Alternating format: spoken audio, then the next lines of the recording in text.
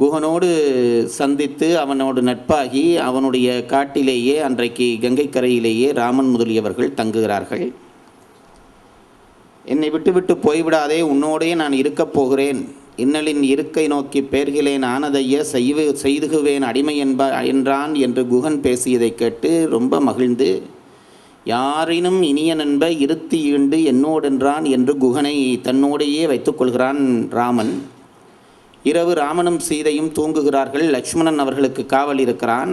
அவர்களையும் சேர்த்து லக்ஷ்மணனையும் சேர்த்து குகன் காவல் இருந்தான் என்று கம்பன் பாடி முடிக்கிறான். காலை பொழுது புலர்கிறது. ராமன், சீதை, லக்ஷ்மணன் ஆகியோர் போக புறப்படுகிறார்கள். சித்திரக்கூடம் என்கின்ற காட்டுப்பகுதிக்குள்ளே போகப் போகிறார்கள். கங்கையை கடந்து அவர்கள் போக தலைப்படுகிற காலத்திலே குகன் ராமனை வந்து அவனுடைய கால் தொட்டு கெஞ்சுகிறான். ராமா, என்னால் இனி இங்கே இருக்க முடியாது, என்னையும் அழைத்து செல். இதெல்லாம் ராமனுடைய கல்யாண குணங்களாலே வருகிற விளைவுகள். அவனை கண்டவர்களுக்கு அதற்கு பிறகு வேறொன்றிலே அன்பு வருவது அல்லது ஆசை வருவது என்பது இல்லை என்பது இராமாயணத்தை படிக்கிற பொழுது தெரிகிறது. ஒரு சாதாரண வேடுவன் நெறியிடு நெறிவல்லேன் நீடின வழியாவும் நெறியன கனிகாய்கள் நரவிவை தரவல்லேன் என்று வந்து கெஞ்சுகிறான். ராமா, என்னையும் அழைத்து போ, காட்டுக்குள்ளே பாதை போட்டு போகிற அந்த பண்பு உங்களுக்கு தெரியாது. என்னை அழைத்து போனால் நான் உனக்கு காட்டுக்குள்ளே நடக்கிற இடமெல்லாம் பாதை வகுத்து தருவேன்.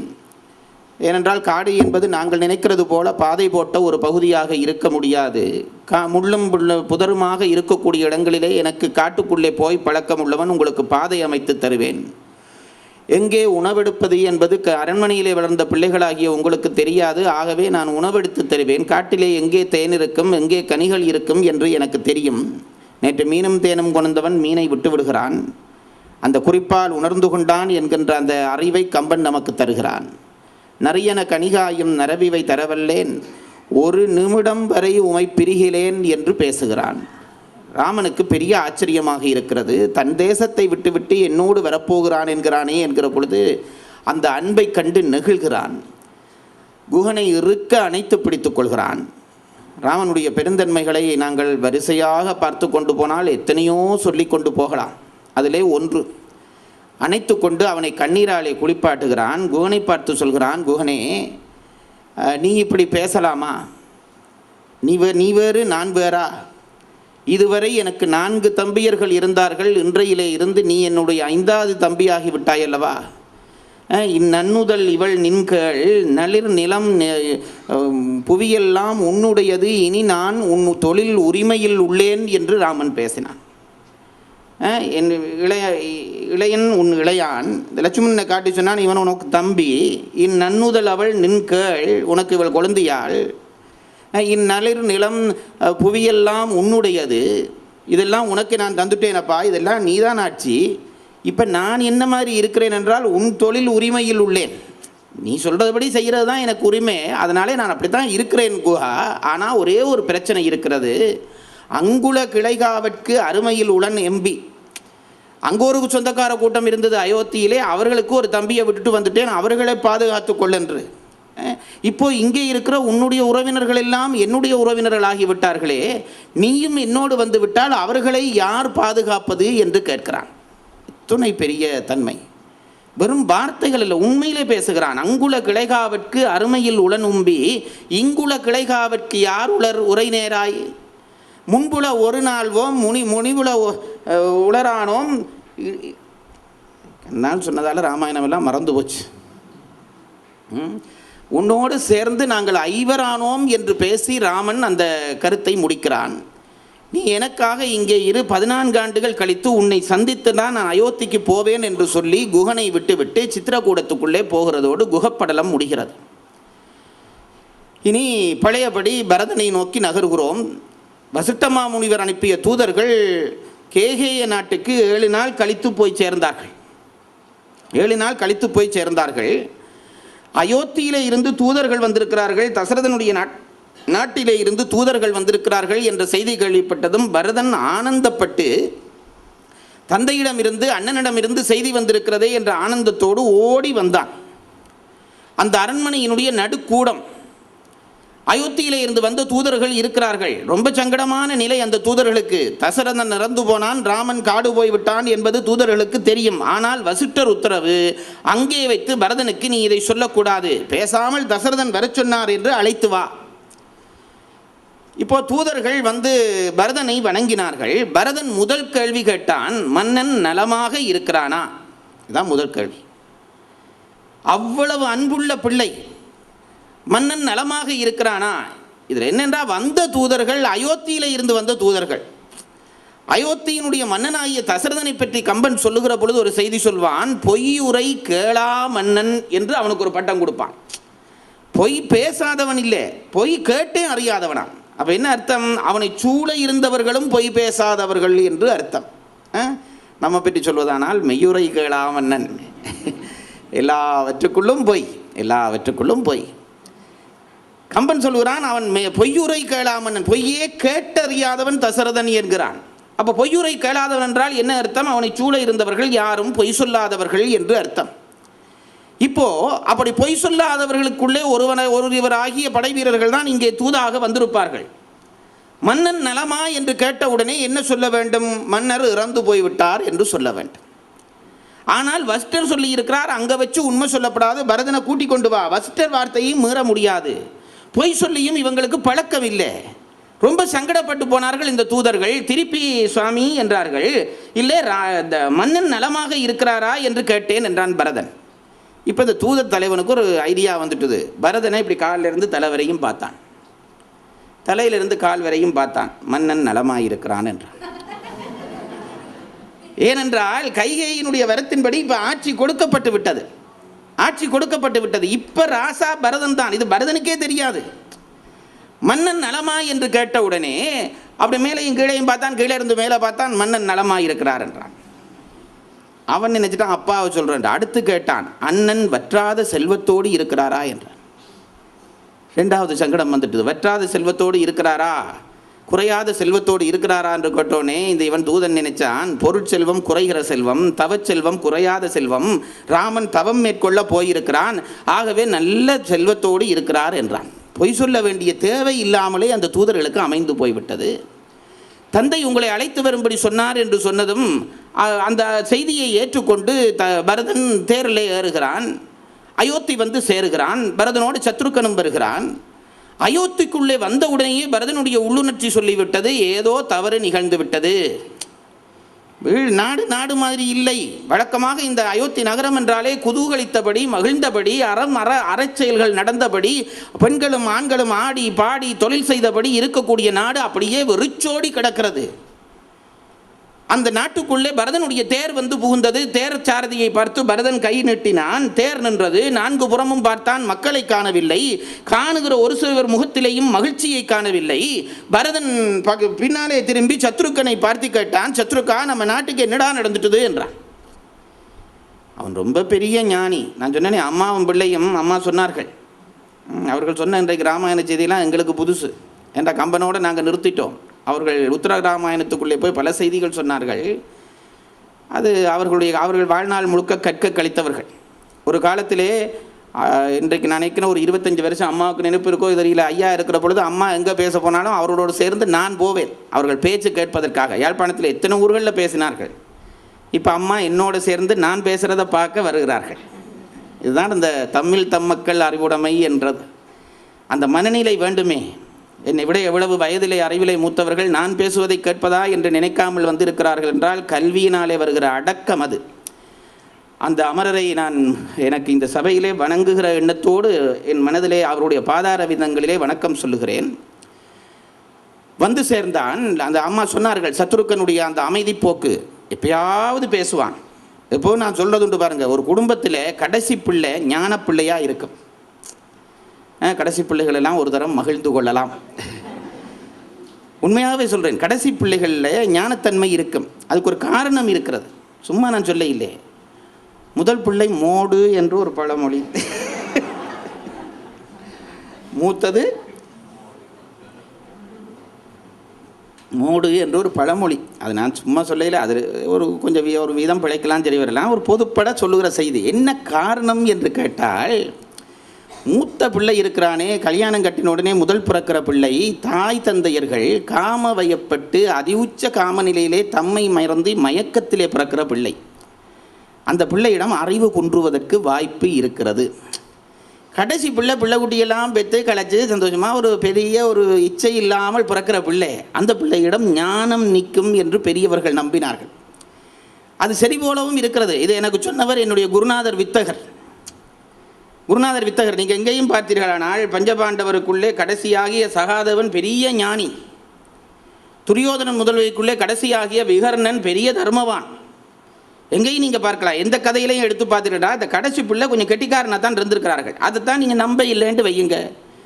உறுதியாக நம்ப வேணும்னு கேட்டால், இளங்கராஜாண்டு ஒருத்தர் இருந்தார், எங்கள் அப்பா. அவருக்கு கடைசி பிள்ளை நான்.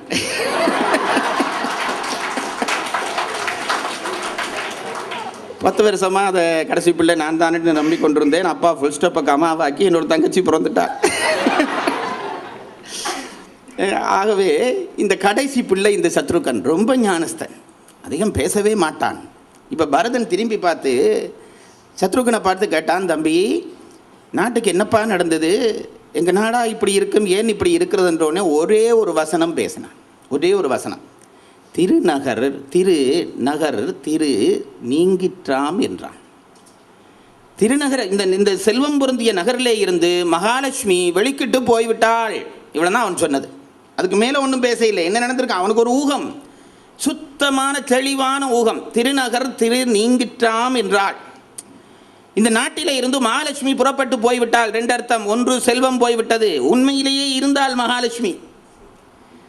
சீதை கருங்கலற் பள்ளியில் களவி நீங்கி போய் பிரிந்தவர் கூடினால் பேசவும் வேண்டுமோ என்று கம்பன் பேசினானே, அந்த மகாலட்சுமி இருந்த அந்த நகரம், மகாலட்சுமி நாட்டை விட்டு போய்விட்டாள், அதனாலே நாடு வெறிச்சோடி போய்விட்டது என்ற அந்த உணர்ச்சியை உள்வாங்கி கொண்டு சத்ருகனன் பரதனுக்கு சொன்னான், இந்த நகரத்திலே இருந்து திரு நீங்கிற்று. அவ்வளவுதான், ஒன்றும் பேச இல்லை. நேரா தேர அம்மா வீட்டுக்கு விடுன்றுட்டான் பரதன். உரிமையாக கேட்கக்கூடியவள் அவள். கைகையினுடைய இடத்துக்கு போய்விட்டார்கள். கைகேயி எந்த விதமான பதட்டமும் இல்லாமல் பரதனை வரவேற்றாள். இதெல்லாம் ரொம்ப நீளமான 4-5 நாட்கள் சொல்ல வேண்டிய கதை. நான் இன்றைக்கு முடிக்க வேண்டும். அப்படி தொட்டு போக போகிறேன். வந்தோடனே கேட்டான், அம்மா நாடு இப்படி இருக்கிறதே, எங்கே அப்பா, எங்கே அப்பாவை நான் பார்க்க வேணும் என்று கேட்டான். ஏண்டா இவனுக்கு தெரியும் அப்பா பெரும்பாலும் இந்த அம்மா வீட்டில் தான் இருப்பார், அந்த எண்ணத்தில் தான் வந்திருப்பான்.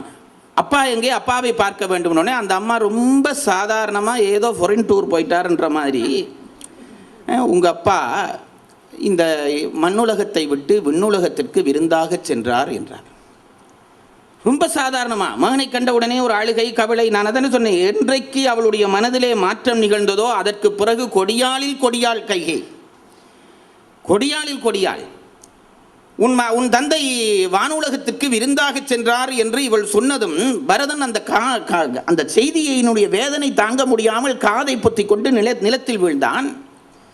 எழும்பி கதறி எழுதி இந்த செய்தியை இவ்வளவு இன்பமாக இவ்வளவு மென்மையாக சொல்ல, அம்மா உன்னை தவிர வேறு யாராலே முடியும் என்று நினைத்து தசரதனுடைய பெருமைகளை எல்லாம் சொல்லி அழுதான். தாயே, என் அப்பாவினுடைய பிரிவினுடைய துன்பத்தை என்னாலே தாங்க முடியவில்லை, அண்ணனை கண்டுதான் என் துன்பம் தாங்கும், அண்ணனிடம் நான் போய் என்னுடைய துன்பத்தை பகிர்ந்து கொள்ளப் போகிறேன் என்று புறப்பட்டான். கையை சொன்னால், நில், அண்ணனும் நாட்டில் இல்லை என்றான். பரதனுக்கு ரொம்ப அதிர்ச்சியாக இருந்தது. என்னது, அப்பா இறந்து போய்விட்டார், அண்ணன் நாட்டில் இல்லையா, எங்கே போய்விட்டார் என்று கேட்டான். இவள் சொன்னார், அண்ணன் காட்டுக்கு போய்விட்டான். என்னது, அண்ணன் காட்டுக்கு போனாரா? ஏன் போனார்? தந்தையினுடைய உத்தரவுப்படி போனார். தந்தையினுடைய உத்தரவுப்படி அண்ணன் காட்டுக்கு போனார் என்றால் அண்ணன் என்ன தவறு செய்தார்? அப்படியே அவர் ஏதாவது தவறு செய்திருந்தாலும் அது ஒரு தாய் செய்கிற தவறு அல்லவா? கம்பர் அப்படியே எழுதுகிறான். ஒரு தாய் செய்கிற தவறுக்கு பிள்ளைகள் தண்டனை கொடுக்க முடியுமா? அண்ணன் செய்த தவறு என்றால் அதை என்னவென்று ஆராயதை விட்டு காட்டுக்கு அனுப்ப முடியுமா? இதை யார் எப்படி செய்யலாம் என்று கதறினான். ஏன் நிகழ்ந்தது, அண்ணன் என்ன தவறு செய்தான் என்று கேட்டான்.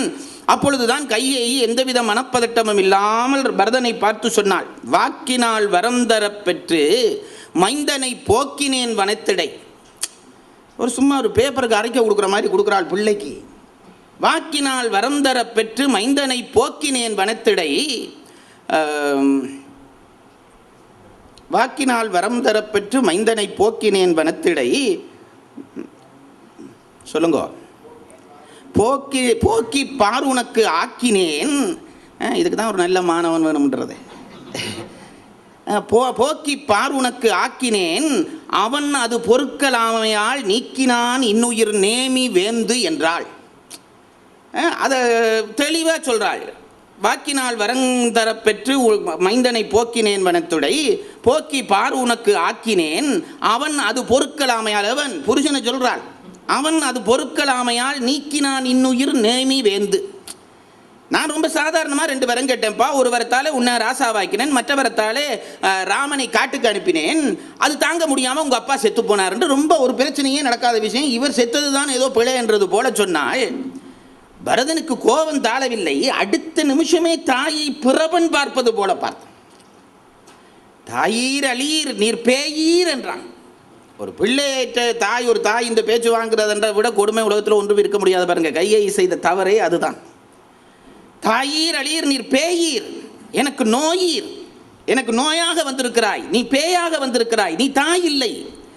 ராமனை காட்டுக்கு அனுப்பிவிட்டு அப்பாவை வானுலகுக்கு அனுப்பிவிட்டு இந்த செய்தியை இவ்வளவு இலகுவாக சொல்லுகிறாயே பாவி, உன் முகத்திலே முழித்தாலே உன் வயிற்றிலே பிறந்ததாலே நானும் பாவியானேன், அந்த பாவம் தொலைய என் அண்ணன் ராமனை பெற்ற கோசலை தாயினுடைய காலிலே விழுந்து கதறுவேன் என்று போய் கோசலையினுடைய தாயினுடைய வயிற்றிலே அம்மா என்று விழுந்தான். அவன் கதற பார்த்து கவலையோடு இருந்த கோசலைக்கு அந்த கவலை கொஞ்சம் குறைஞ்சுதான். கம்பன் சொல்றார், நான் ராமனை பிள்ளைன்னு நினைச்சனே, இந்த பிள்ளை வந்து இப்படி கதறுகிறானே, அம்மா இந்த தவறெல்லாம் நிகழ்ந்து விட்டதே என்று பரதன் விழுந்து கதறி அழுதான். கோசலை கண்ணை துடைச்சு கொண்டாள். அவளுக்கு தெரிஞ்சுது, அவளுக்கு உள்ளூர ஒரு சந்தேகம் இருந்திருக்கும் போல இருக்கிறது. இதுக்கு பின்னணியிலே பரதனும் இருந்திருப்பானோ என்று நினைத்திருப்பாள் போல் தெரிகிறது. இப்போ பரதன் இந்த வந்த அழுத அழுகையும் அவன் கதறலையும் பார்த்த உடனே கோசலைக்கு ரொம்ப ஆறுதலாக இருந்தது. அந்த பிள்ளையை ஆறுதல் செய்ய வேண்டும் என்று எடுத்தாள். மடியில் தலையை வச்சு கொண்டாள். தலை தடவினாள். தடவி தெரியாம ஒரு வசனம் சொல்லிட்டாள். அது அவள் நினைச்சு சொன்னதில்லை, அது இயல்பா சொன்னது. என்ன சொன்னாள்? உங்க அம்மா செய்த வஞ்சனம் உனக்கு தெரியாதாப்பா என்றாள். இது அர்த்தம் என்னென்னா, நீ இதை பற்றி என்ன தெரிஞ்சு கொள்ளையிலையான்ற அர்த்தம். இவன் என்ன நினைச்சுட்டான், அப்போ உனக்குன்னு இதை பற்றி சம்பந்தம் இருக்கோண்டு இந்த அம்மா சந்தேகப்பட்டுட்டாலோண்டு நினைச்சுட்டான். உதறி எடுத்தான் தலையை தாயிட மடியிலிருந்து. அம்மா என்னையா சந்தேகப்பட்டாய்? எழும்பினான், நேரா நின்றான். உச்சியில தலை வச்சு உச்சந்தலையில கை வச்சு கொண்டான். அதில் ஒரு 20 பாட்டு 25 பாட்டு கம்பன் அடிச்சு விடுறார். என்னது? இந்த உலகத்திலே இருக்கக்கூடிய பாவங்களை எல்லாவற்றையும் வரிசைப்படுத்தினான் தலையில கை வச்சு கொண்டு. பெற்ற தாய் தந்தர்களை பராமரிக்காமல் அநாத விடுதியிலே கொண்டு போய் விற்றவர்கள் செய்த குற்றம், வாத்தியார் படிப்பிக்கிற பொழுது அந்த இந்த பக்கம் பார்த்து கொண்டிருந்தவர் குற்றம், ஆசிரியனுக்கு பட்ட பெயர் வச்சவன் குற்றம், அரிசியில் கல் கலந்து விற்றவன் குற்றம், பாலுக்கு தண்ணி ஊற்றினவன் செய்த குற்றம், கோயிலில் 2 கையாலையும் பிரசாதம் வாங்கினவன் குற்றம். 2 கையால வேண்டாம், இப்படி வாங்கல, இப்படியும் வேண்டி இப்படி வாங்கினவன் சொல்கிறேன். கோயில் பிரசங்கம் பண்ணுற பொழுது 6வது ஒருத்தர் பிரசங்கம் பண்ணுற பொழுது அதை அவதானிக்காமல் முன்னால் இருந்து கொட்டா விதிவிட்டவர் குற்றம். இதெல்லாம் நான் வருவேன். கற்புள்ள பெண்ணுக்கு இழுக்கு செய்தவன் குற்றம், குருவை மதியாதவன் குற்றம் என்று அப்படி குற்றங்களை வரிசைப்படுத்தி, தாயே நீ சொல்வது போல கைகேயினுடைய வினையிலே அவளுடைய இந்த சூழ்வினையிலே எனக்கும் தொடர்பு இருக்குமானால் இத்தனை பாவங்களும் எனக்கு வரட்டும் என்று தலையிலே சத்தியம் பண்ணினான். கோசலை துடித்து போய்விட்டாள். பரதானி ராமனை விட உயர்ந்தவன், நீயே இந்த நாட்டை ஆள் என்று சொன்னால், அம்மா அந்த காரியம் நடவாது, அப்பாவினுடைய கடமை செய்த பிறகு நான் முடிவெடுப்பேன் என்று சொல்லி தசரதனுக்கு கடன் செய்வதற்காக எல்லா ஆயத்தங்களையும் சரிய சொல்லி சொன்னார்கள். 60,000 ஆண்டுகள் ஆண்டவன் அந்த நாட்டை, அந்த நகர மக்களே அவனை தங்கள் வீட்டுத் தலைவன் என்று நினைத்து கொண்டிருந்த தசரதனுடைய உடலை எண்ணெய் கொப்பளத்திலே இருந்து எடுத்தார்கள். பெரிய ரதத்திலே ஏற்றி அவனை கொண்டு போய் சுடுகாட்டிலே கொண்டு போய் வைத்தாகிவிட்டது. அவனுக்கு காரியங்கள் செய்ய வேண்டும். பரதனும் சத்ருக்கனும் எழும்பி முன்னே வருகிறார்கள் தன் தந்தைக்கு காரியம் செய்வதற்காக. அப்படி முன்னே வந்தவனை பார்த்து வசுட்டன், பரதா ஒரு கொஞ்சம் இப்படி வாண்டார். இந்த பரதனை போல ஒரு துன்பப்பட்ட பிள்ளை இந்த உலகத்தில் இருக்காது. பாருங்க, யார் யார் நன்மை செய்ய வேண்டுமோ அத்தனை பேரும் தீமை செய்த பாத்திரம் பரதன். நான் சொல்கிறது ஒன்று, அன்பு செய்ய வேண்டியவர்கள் அன்புக்கு பதிலாக துன்பம் செய்த பாத்திரம் பரதன். நான் சும்மா ஒரு கதை சொல்கிறது. ஒரு குடும்பத்தில் ஒரு அம்மா இருந்தால், அவளுக்கு ஒரே ஒரு மகன் ஒரே ஒரு மகள். இப்போ இந்த குடும்பம் மாதிரின்னு வச்சுக்கொள்ளுங்க. ஒரு மகன் ஒரு மகள், 2 பிள்ளைகளையும் நல்லா வளர்த்து பருவத்துக்கு வந்த உடனே அந்த பிள்ளைக்கு உத்தியோகமும் கிடைச்சி விட்டது. இந்த அம்மா என்ன செய்தால், மகனுக்கு ஒரு கல்யாணம் பண்ணி வைக்கணும்னு கல்யாணம் பண்ணி வைத்தாள். இப்போது மருமகளும் வந்தாச்சு. அந்த வீட்டில் 3 பெண்கள், ஒரு ஆம்பளை. இந்த பையனுக்கு 3 பேரும் உபசாரம். அம்மா உபசாரம் பண்ணுவாள், தங்கச்சி உபசாரம் பண்ணுவாள், மனைவி உபசாரம் பண்ணுவாள். அந்த ஆண்டு பிறந்த நாள் அவனுக்கு வந்தது. இந்த பிறந்த நாள் வந்தாலே பிரச்சனை தான். பிறந்த நாள் வந்தது. பிறந்த நாள் வந்தோடனே அடுத்த நாள் இவனுக்கு பிறந்த நாள். இந்த பெண்கள் 3 பேருமா சேர்ந்து ஒரு முடிவு பண்ணினார்கள், இவனுடைய பிறந்த நாளை பெருசாக கொண்டாட வேண்டும் என்று முடிவு பண்ணினார்கள். 3 பேருமாக சேர்ந்து முடிவு கொண்டாடி விட்டு அவனுக்கு சொல்ல இல்லை. என்ன செய்தார்கள், நாங்கள் ஏதாவது ஒரு ஒழுங்கு பண்ணுவோம் என்று 3 பேருமா சேர்ந்து தனியாக ரகசியமாக ஒரு கூட்டம் போட்டார்கள். எப்படி பிறந்த நாள் கொண்டாடுவது? அந்த கூட்டத்தில் முடிவு செய்தார்கள், அவனுக்கு நல்ல ஒரு ட்ரெஸ் வாங்க வேணும், நல்ல ஒரு ட்ரெஸ் வாங்க வேணும். எல்லாருமா என்ன செய்தார், அம்மா சொன்னால் நான் அங்கனைக்கு சேர்த்து வச்ச காசில் ஒரு 500 ரூபா இருக்குன்னு கொடுத்தாள். தங்கச்சிக்காரி அவளும் ஏதோ தான் சேர்த்து வச்ச பணத்தில் கொடுத்தாள். மனைவி மிச்ச காசெல்லாம் போட்டுக்கிட்டு கடைக்கு போய் 3 பேருமா சேர்ந்து இவன் ஆஃபீஸுக்கு போனோடனே இவனுக்கு போட வேணும் என்று நல்ல ஒரு லாங்ஸ் வாங்கி கொண்டு வந்துட்டார்கள். ரொம்ப விலையான ஒரு 5000 ரூபா லாங்ஸ் வாங்கி கொண்டு வந்தாச்சு. வந்து அதெல்லாம் மடித்து வச்சுட்டு ராத்திரி ஆகிட்டு ஆஃபீஸால் அவன் வந்துட்டான். ராத்திரி ஒரு 9-10 மணியாக ஆகும். அடுத்த நாள் பர்த்டே பார்ட்டிக்கு ஆளுக்கு ஒரு பலகாரம் செய்யணும். அப்படி பலகாரம் செய்கிறதுக்கு முதல் இந்த இவனை இந்த பையனை கூப்பிட்டு, அம்மா மனைவி 3 பேருமா நின்று, இந்தாங்கோ உங்களுக்கு நாங்கள் ஒரு லாங்ஸ் வேண்டி வச்சுருக்கோம், நாளைக்கு பர்த்டே பார்ட்டிக்கு நீங்கள் இதைத்தான் போட வேணும் அப்படின்னு இந்த லாங்ஸை கொடுத்தார்கள். இவன் சரி அவருக்கு அளவாக இருக்காண்டு போட்டு பாருங்கன்னு கொடுத்தா, இவன் போய் உள்ளே போய் போட்டு பார்த்தான். அவர்கள் பலகாரம் செய்ய போயிட்டார்கள். அவன் போய் லாங்ஸை போய் போட்டு பார்த்தா ஒரு சான் லாங்ஸ் நீளம் கூடி போச்சு. ஒரு சான் நீளம் கூடி போச்சு. இப்போ இவன் நாளைக்கு பர்த்டேக்கு போடணும், இல்லாட்டி இந்த பெண்கள் விடாதுகள். அப்போ பர்த்டேக்கு போட வேணும்ன்றதுக்காக இவன் என்ன செய்தான், முதல் நேராக அம்மாட்ட போனான். அம்மா அப்போ தான் முறுக்கு பிழிஞ்சு கொண்டு இருக்கிறான். அது அன்றைக்கு பதம் பிழைச்சி போச்சு, அது சீர தொடங்கிட்டுது. அது அந்த சின்னத்தில் அம்மா இருக்கிறா. இவன் போய் கேட்டான், 10 மணி, அம்மா இந்த லாங்ஸ் வாங்கினீங்களே அது ஒரு சான் நீளமாக கிடக்க, அது ஒருக்கா வெட்டி மடித்து தைச்சி தரையோண்டான். ஆமாம், அதுனா உனக்கு இவ்வளோ நாள் நான் வளர்த்து விட்டது காணாதா, என்ன நான் தான் நெடுக செய்யணுமா, இதான் கல்யாணம் கட்டி ஒரு மனுஷி வந்துட்டு அவள்கிட்ட கொண்டு போய் கூட எனக்கு இங்கே முறுக்கு பிடிக்கணும்ட்டா. இவன் பார்த்தானா அம்மா டென்ஷனாக இருக்கா, குழப்பப்படாது, போயிட்டான். போய் நேராக மனைவிட்ட போனான். இங்கேப்பா நீ கொண்டு வந்து லாங்ஸில் ஒரு சான் நீளம் கூடி போச்சு, இதற்கு வெட்டி தைச்சி தரையோண்டாள். அவள் அப்போ தான் லட்டு பிடிக்கிறா. அதுக்கும் பதம் பிழைச்சி உளுந்து கொட்டுது. அவளுக்கு அந்த கோபம். புருஷன் வந்தவொடனே பாஞ்சு விழுந்தாள். சும்மா இடக்கிட ரெசிபியும் சேர்த்து சொல்லி பார்க்குறேன். பதம் பிழைச்சுன்னா என்னென்னு கேட்டுறா இங்கே ஒருத்தர். பிழைச்சி போச்சு. அப்போ அவள் அதில் அந்த கோபத்தில் இருந்தால் அவள் சொன்னால், உங்களுக்கு எப்போவும் நான் தான் இப்போ தான் வந்தால் என்ன கொண்டு வச்சு தான் எல்லா வேலையும் சொல்லி, தங்கச்சின்னு ஒரு ஆளை சும்மா தானே வச்சிருக்கிறீர்கள், சீதனம் நீங்கள் தானே கொடுக்க போகிறீங்கள், அவள்கிட்ட போய் கேளுங்கோன்ட்டு அவள் லட்டு பிடிக்க தொடங்கிட்டாள். இவன் தங்கச்சிட்ட வந்தான். தங்கச்சி அப்போ தான் கேக் அடிக்குது. அதுக்கு பேக்கரிக்கு கொடுக்க வசதி இல்லாமல் போச்சு என்ற கவலை. தங்கச்சிட்ட வந்து கேட்டான், தங்கச்சி இப்படி எனக்கு இந்த இதை நீ தான் செய்து தரணும்னா, அவள் பயந்தாள், உனக்கு நெடுக இந்த வீட்டில் கடைசின்றதுக்காண்டி என்ன கொண்டு வச்சு தான் எல்லாரும் பேசுகிறீர்கள், நான் என்னால் முடியாது போகணுட்டான். இவன் பார்த்தான், வேலையில் 3 பொம்பளையிலும் இருக்குது, அனுபவம் உள்ளவன், குழப்பப்படாது, காலமாக பார்த்து கொள்ளாமன்ட்டு அலுமாரியை மடித்து லாங்ஸை மடித்து அலுமாரிக்குள்ளே வச்சுட்டு போய் படுத்துட்டான். இவர்களும் பலகாரம் எல்லாம் சுட்டு முடிச்சு 11 மணிக்கு படுத்துட்டார்கள். விடிய காத்தால் 3 மணிக்கு அம்மாவுக்கு நித்திரை போயிட்டுது. நித்திரை வரையில் எழும்பிட்டா. அப்போ இருந்து படுத்து கிடந்து யோசிச்சாள், இந்த பெடியன் வந்து இந்த லாங்ஸை வெட்டித்தாண்டு கேட்டானே, அம்மாட்ட தானே பிள்ளைக்கு உரிமை, அம்மாட்ட தானே பிள்ளைக்கு உரிமை, அம்மா தானே செய்து கொடுக்க முடியும். அதானே இந்த பிள்ளை வந்து என்ன கேட்டது கல்யாணம் பண்ண பிறகு, நான் அவனை அப்படி பேசினது பிள்ளை, அவனுக்கு நான் தான் தச்சு கொடுக்கொண்டு சத்தம் போடாமல் எழும்பினாள். இருட்டு மற்றவர்களை நித்திர குழப்பப்படான்ட்டு ரகசியமாக போய் அலுமாரியை திறந்து லாங்ஸை எடுத்து கொண்டு வந்து வெட்டி ஒரு சான் அளந்து மடித்து தச்சு வச்சுட்டு வந்து படுத்துட்டாள். 3 மணிக்கு பெஞ்சாதி எழும்பினாள். அவள் பார்த்தாள், என்னதான் அம்மா தங்கச்சி இருந்தாலும் பஞ்சாதியில் தானே ஒருத்தருக்கு உரிமை, அதானே அத்தான் வந்து என்ன கேட்டவர், நான் பேசினது தப்பு தான், அவர் வெள்ளன் எழும்புறதுக்குள்ளே நான் தச்சுருவோண்டு அவள் போய் வந்து எழும்பி அந்த லாங்ஸை எடுத்து ஒரு சான் வெட்டி மடித்து வச்சுட்டு வந்து படுத்துட்டாள். 4 மணிக்கு தங்கச்சி எழும்பினாள். 1000 தான் மனைவினாலும் தங்கச்சிட்டு தானே அண்ணன் உரிமையாக கேட்கலாம்ட்டு அவன் ஒரு சான் வெட்டி வச்சுட்டு படுத்துட்டான். ஒருத்தருக்கும் தெரியாது. அடுத்த நாள் பர்த்டே பார்ட்டிக்கு லாங்ஸை போட்டுண்டா, அண்ணன் லாங்ஸை போட்டால் அது ஷோர்ட்ஸாக நிற்கிது.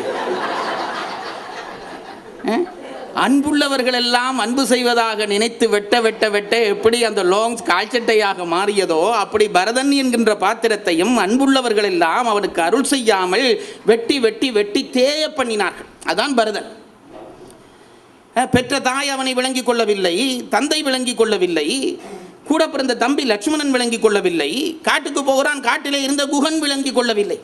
எல்லாராலும் ஐயுறப்படத்தக்க பாத்திரமாகி எந்த தீமையும் இல்லாமல் எந்த விதமான கெட்ட குணமும் இல்லாமல் அவன் பட்ட பாடு இருக்கிறதே, விதிக்கு ஒரு அடையாளம். சில பேர் அப்படி பிறந்துடுறார்கள் பாருங்க, நான் பார்த்துருக்கிறேன். ஒருவருக்கும் தீமை செய்தான், அவனுக்கு எல்லாரும் தீமை செய்வார்கள். சில பேர் இருக்கிறான் எல்லாருக்கும் தீமை செய்வான், அவனுக்கு ஒருத்தரும் தீமை செய்ய மாட்டான். அவ்விய நெஞ்சத்தான் ஆக்கமும் செவ்வியான் கேடும் திருவள்ளுவர் சொன்னார் நினைக்கப்படும் என்றார். யோசிச்சுப்பார், இப்படி கொஞ்சம் பேர் இருக்கிறாங்க தான், நல்லது செய்கிறவனுக்கு கஷ்டம் வருது, கஷ்டம் செய்கிறவனுக்கு நல்லது வருது, கவலைப்படாதே, அது விதி முடியுது. அதை எப்போ மனதில் நினைச்சுக்கொள்ளணும். சில பேருக்கு அதால் நன்மையிலேயே சந்தேகம் வந்துடும். நல்லதே செய்து கொண்டிருக்கிறவன் வாழ்க்கையில் கஷ்டப்படுகிறான் என்றால் சோதனை ரொம்ப கூடிட்டுதோ, கெதியில் சோதனை பாஸ் பண்ண போகிறான்னு அர்த்தம். அந்த நம்பிக்கை வர வேண்டும். இப்போ பரதனை எழும்பி தந்தைக்கு கொல்லி வைக்க வேண்டிய நேரம் வந்து விட்டது. தந்தைக்கு கிட்ட போனான் பரதன், நெருப்பு கொல்லியை வாங்கிட்டான். அப்படி வாங்கி கிட்டடியில் போகிற பொழுது தான் வசிஷ்டர் எழுப்பி பரதா கொஞ்சம் பொறு என்றார். திரும்பினான். இதனடா இந்த கஷ்ட காலம், இதில் அப்பாவுக்கு கடமை செய்யக்கூட நிம்மதியாக விட மாட்டாங்கள் போல இருக்குன்னு திரும்பினான். என்னென்று கேட்டான். அப்பா சாகரத்துக்கு முதல் ஒரு செய்தி சொல்லிட்டு செத்துட்டார். என்ன சொன்னார் என்ன சொன்னார் என்றான் பரதன். பரதனை அதை ஏன் கேட்கிறாய்? உன் அம்மா ராமனை காடு போய் என்றும் நீ நாடாள வேண்டும் என்று கடுமையாக வரம் வேண்டினால் தசரத சக்கரவர்த்தி உன் தாயினுடைய காலிலே எவ்வளவோ விழுந்து கெஞ்சி பார்த்தார். அவள் அதை பற்றி எதுவுமே கவலைப்படாமல் அந்த வரம் வேண்டும் என்று பிடிவாதமாக நிற்க, உயிர் போக போகிறது என்ற அச்சத்திலே மயக்கத்திலே கவலையிலே இருந்த தசரதன் ராமன் காடு போக போகிறான் என்ற ஏக்கத்திலே சாகிற பொழுது ஒன்று சொல்லிவிட்டு செத்தார். என்ன சொல்லிவிட்டு செத்தார் என்றால், இந்த ஆட்சியை என்னுடைய இன்றையிலே இருந்து கைகேயி எனக்கு மனைவி அல்லல், மண்ணே ஆழ்வான் பரதன் எனக்கு மகன் அல்லன். ரெண்டு செய்தி சொல்லிட்டு போயிட்டான். கோபத்தில், அவனுக்கு இருந்த கோபத்தில் என்ன சொன்னான், என்ன எனக்கு ரொம்ப கொடுமை பண்றாள் இவள். வசிஷ்டமாமுனி சொல்றான், நான் எவ்வளவோ கெஞ்சுகிறேன், கெஞ்ச இல்லை, இவள் நம்புகிறாள் இல்லை, பரதனுக்கு ஆட்சி வேணும் ஆட்சி வேணும் என்றாள். வசிஷ்டமாமுனிவரே, இந்த ஆட்சி கொடுக்கிற பொழுது பரதனுக்கு முடிசூட்டுகிற பொழுது ஒரு மஞ்சள் கயிறு காப்பு கயிறு கட்டுறது வழக்கம் அல்லவா? கிரியில் நடக்கிற பொழுது காப்பு கயிறு கட்டுவார்களே, மஞ்சள் கயிறு. பரதனுக்கு மஞ்சள் கயிறு கட்டுற பொழுது ஒன்றும் கவலைப்பட வேணாம், இவளை கழுத்தில் இருக்கிற தாலி கயிறு அத்து கழுத்தில் கட்டுறான்றான்.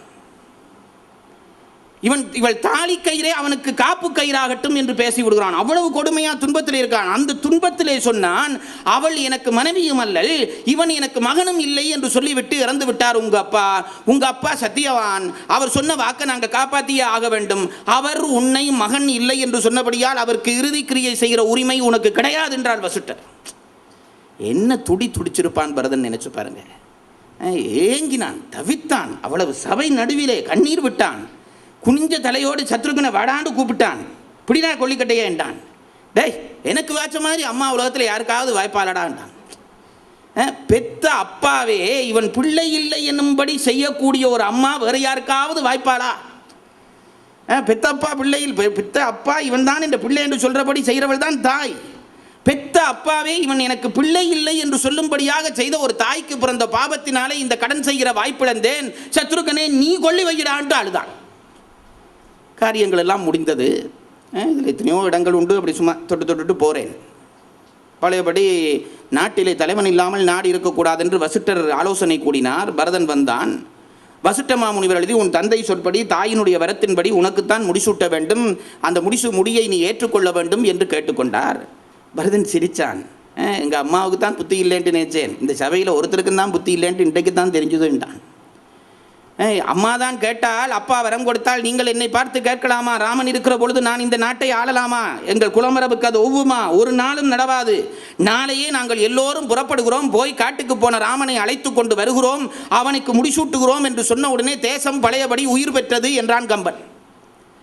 எல்லோரும் மகிழ்ந்தார்கள். அடுத்த நாள் காலையிலே பெரிய நாடே புறப்பட்டு போகிறது காட்டுக்கு. பரதன் போகிறான், சத்ருகன் போகிறான், தாய்மார் 3 பேரும் வெளிக்கிட்டு விட்டார்கள். கோசலை போகிறாள், சுமித்திரை போகிறாள், கைகேயும் போகிறாள். என்ன கொடுமை, கூனியும் சேர்ந்து போனால்ன்றான் கம்பன்.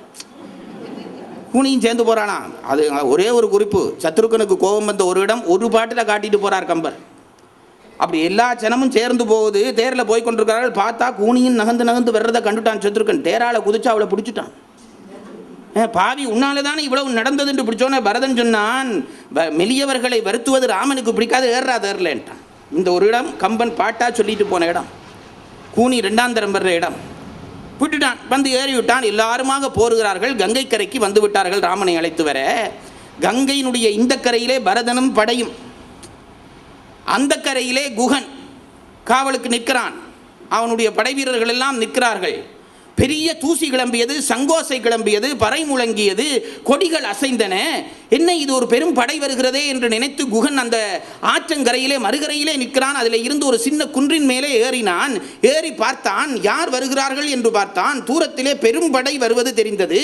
அதனாலே படை வருகிறது, அதுவும் அயோத்தி படை வருகிறது என்றோனே இவன் தவறான ஒரு முடிவுக்கு வந்தான். என்ன முடிவு செய்தான்?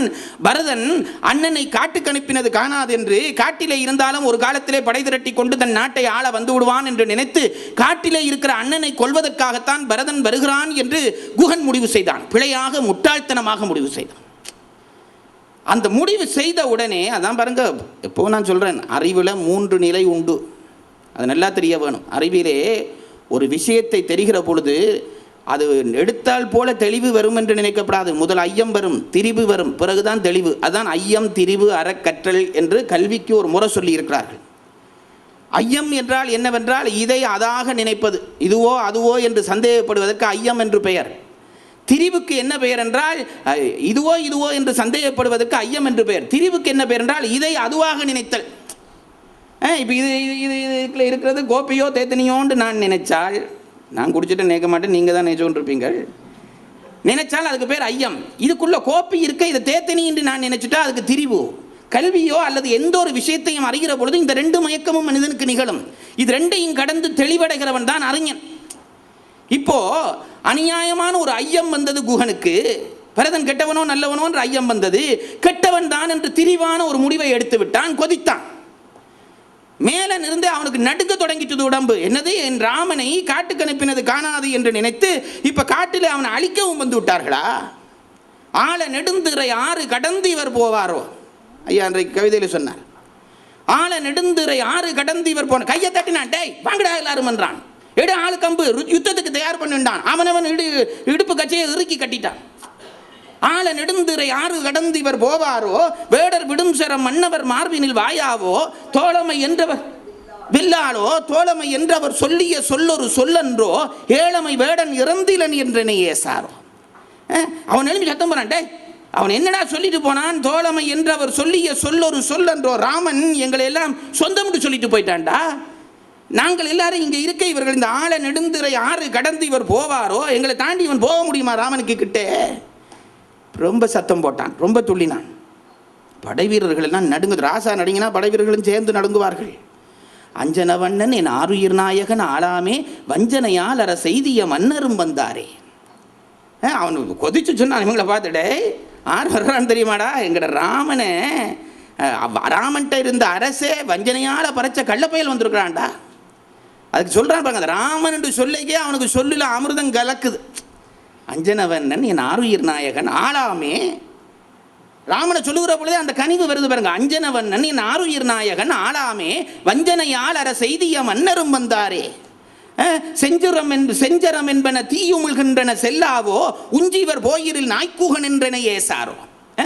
என்னுடைய அம்புகள் எல்லாம் நெருப்பு பறக்குதுடா, இதுல இருந்து இந்த ராமன் தப்பிடுவானா?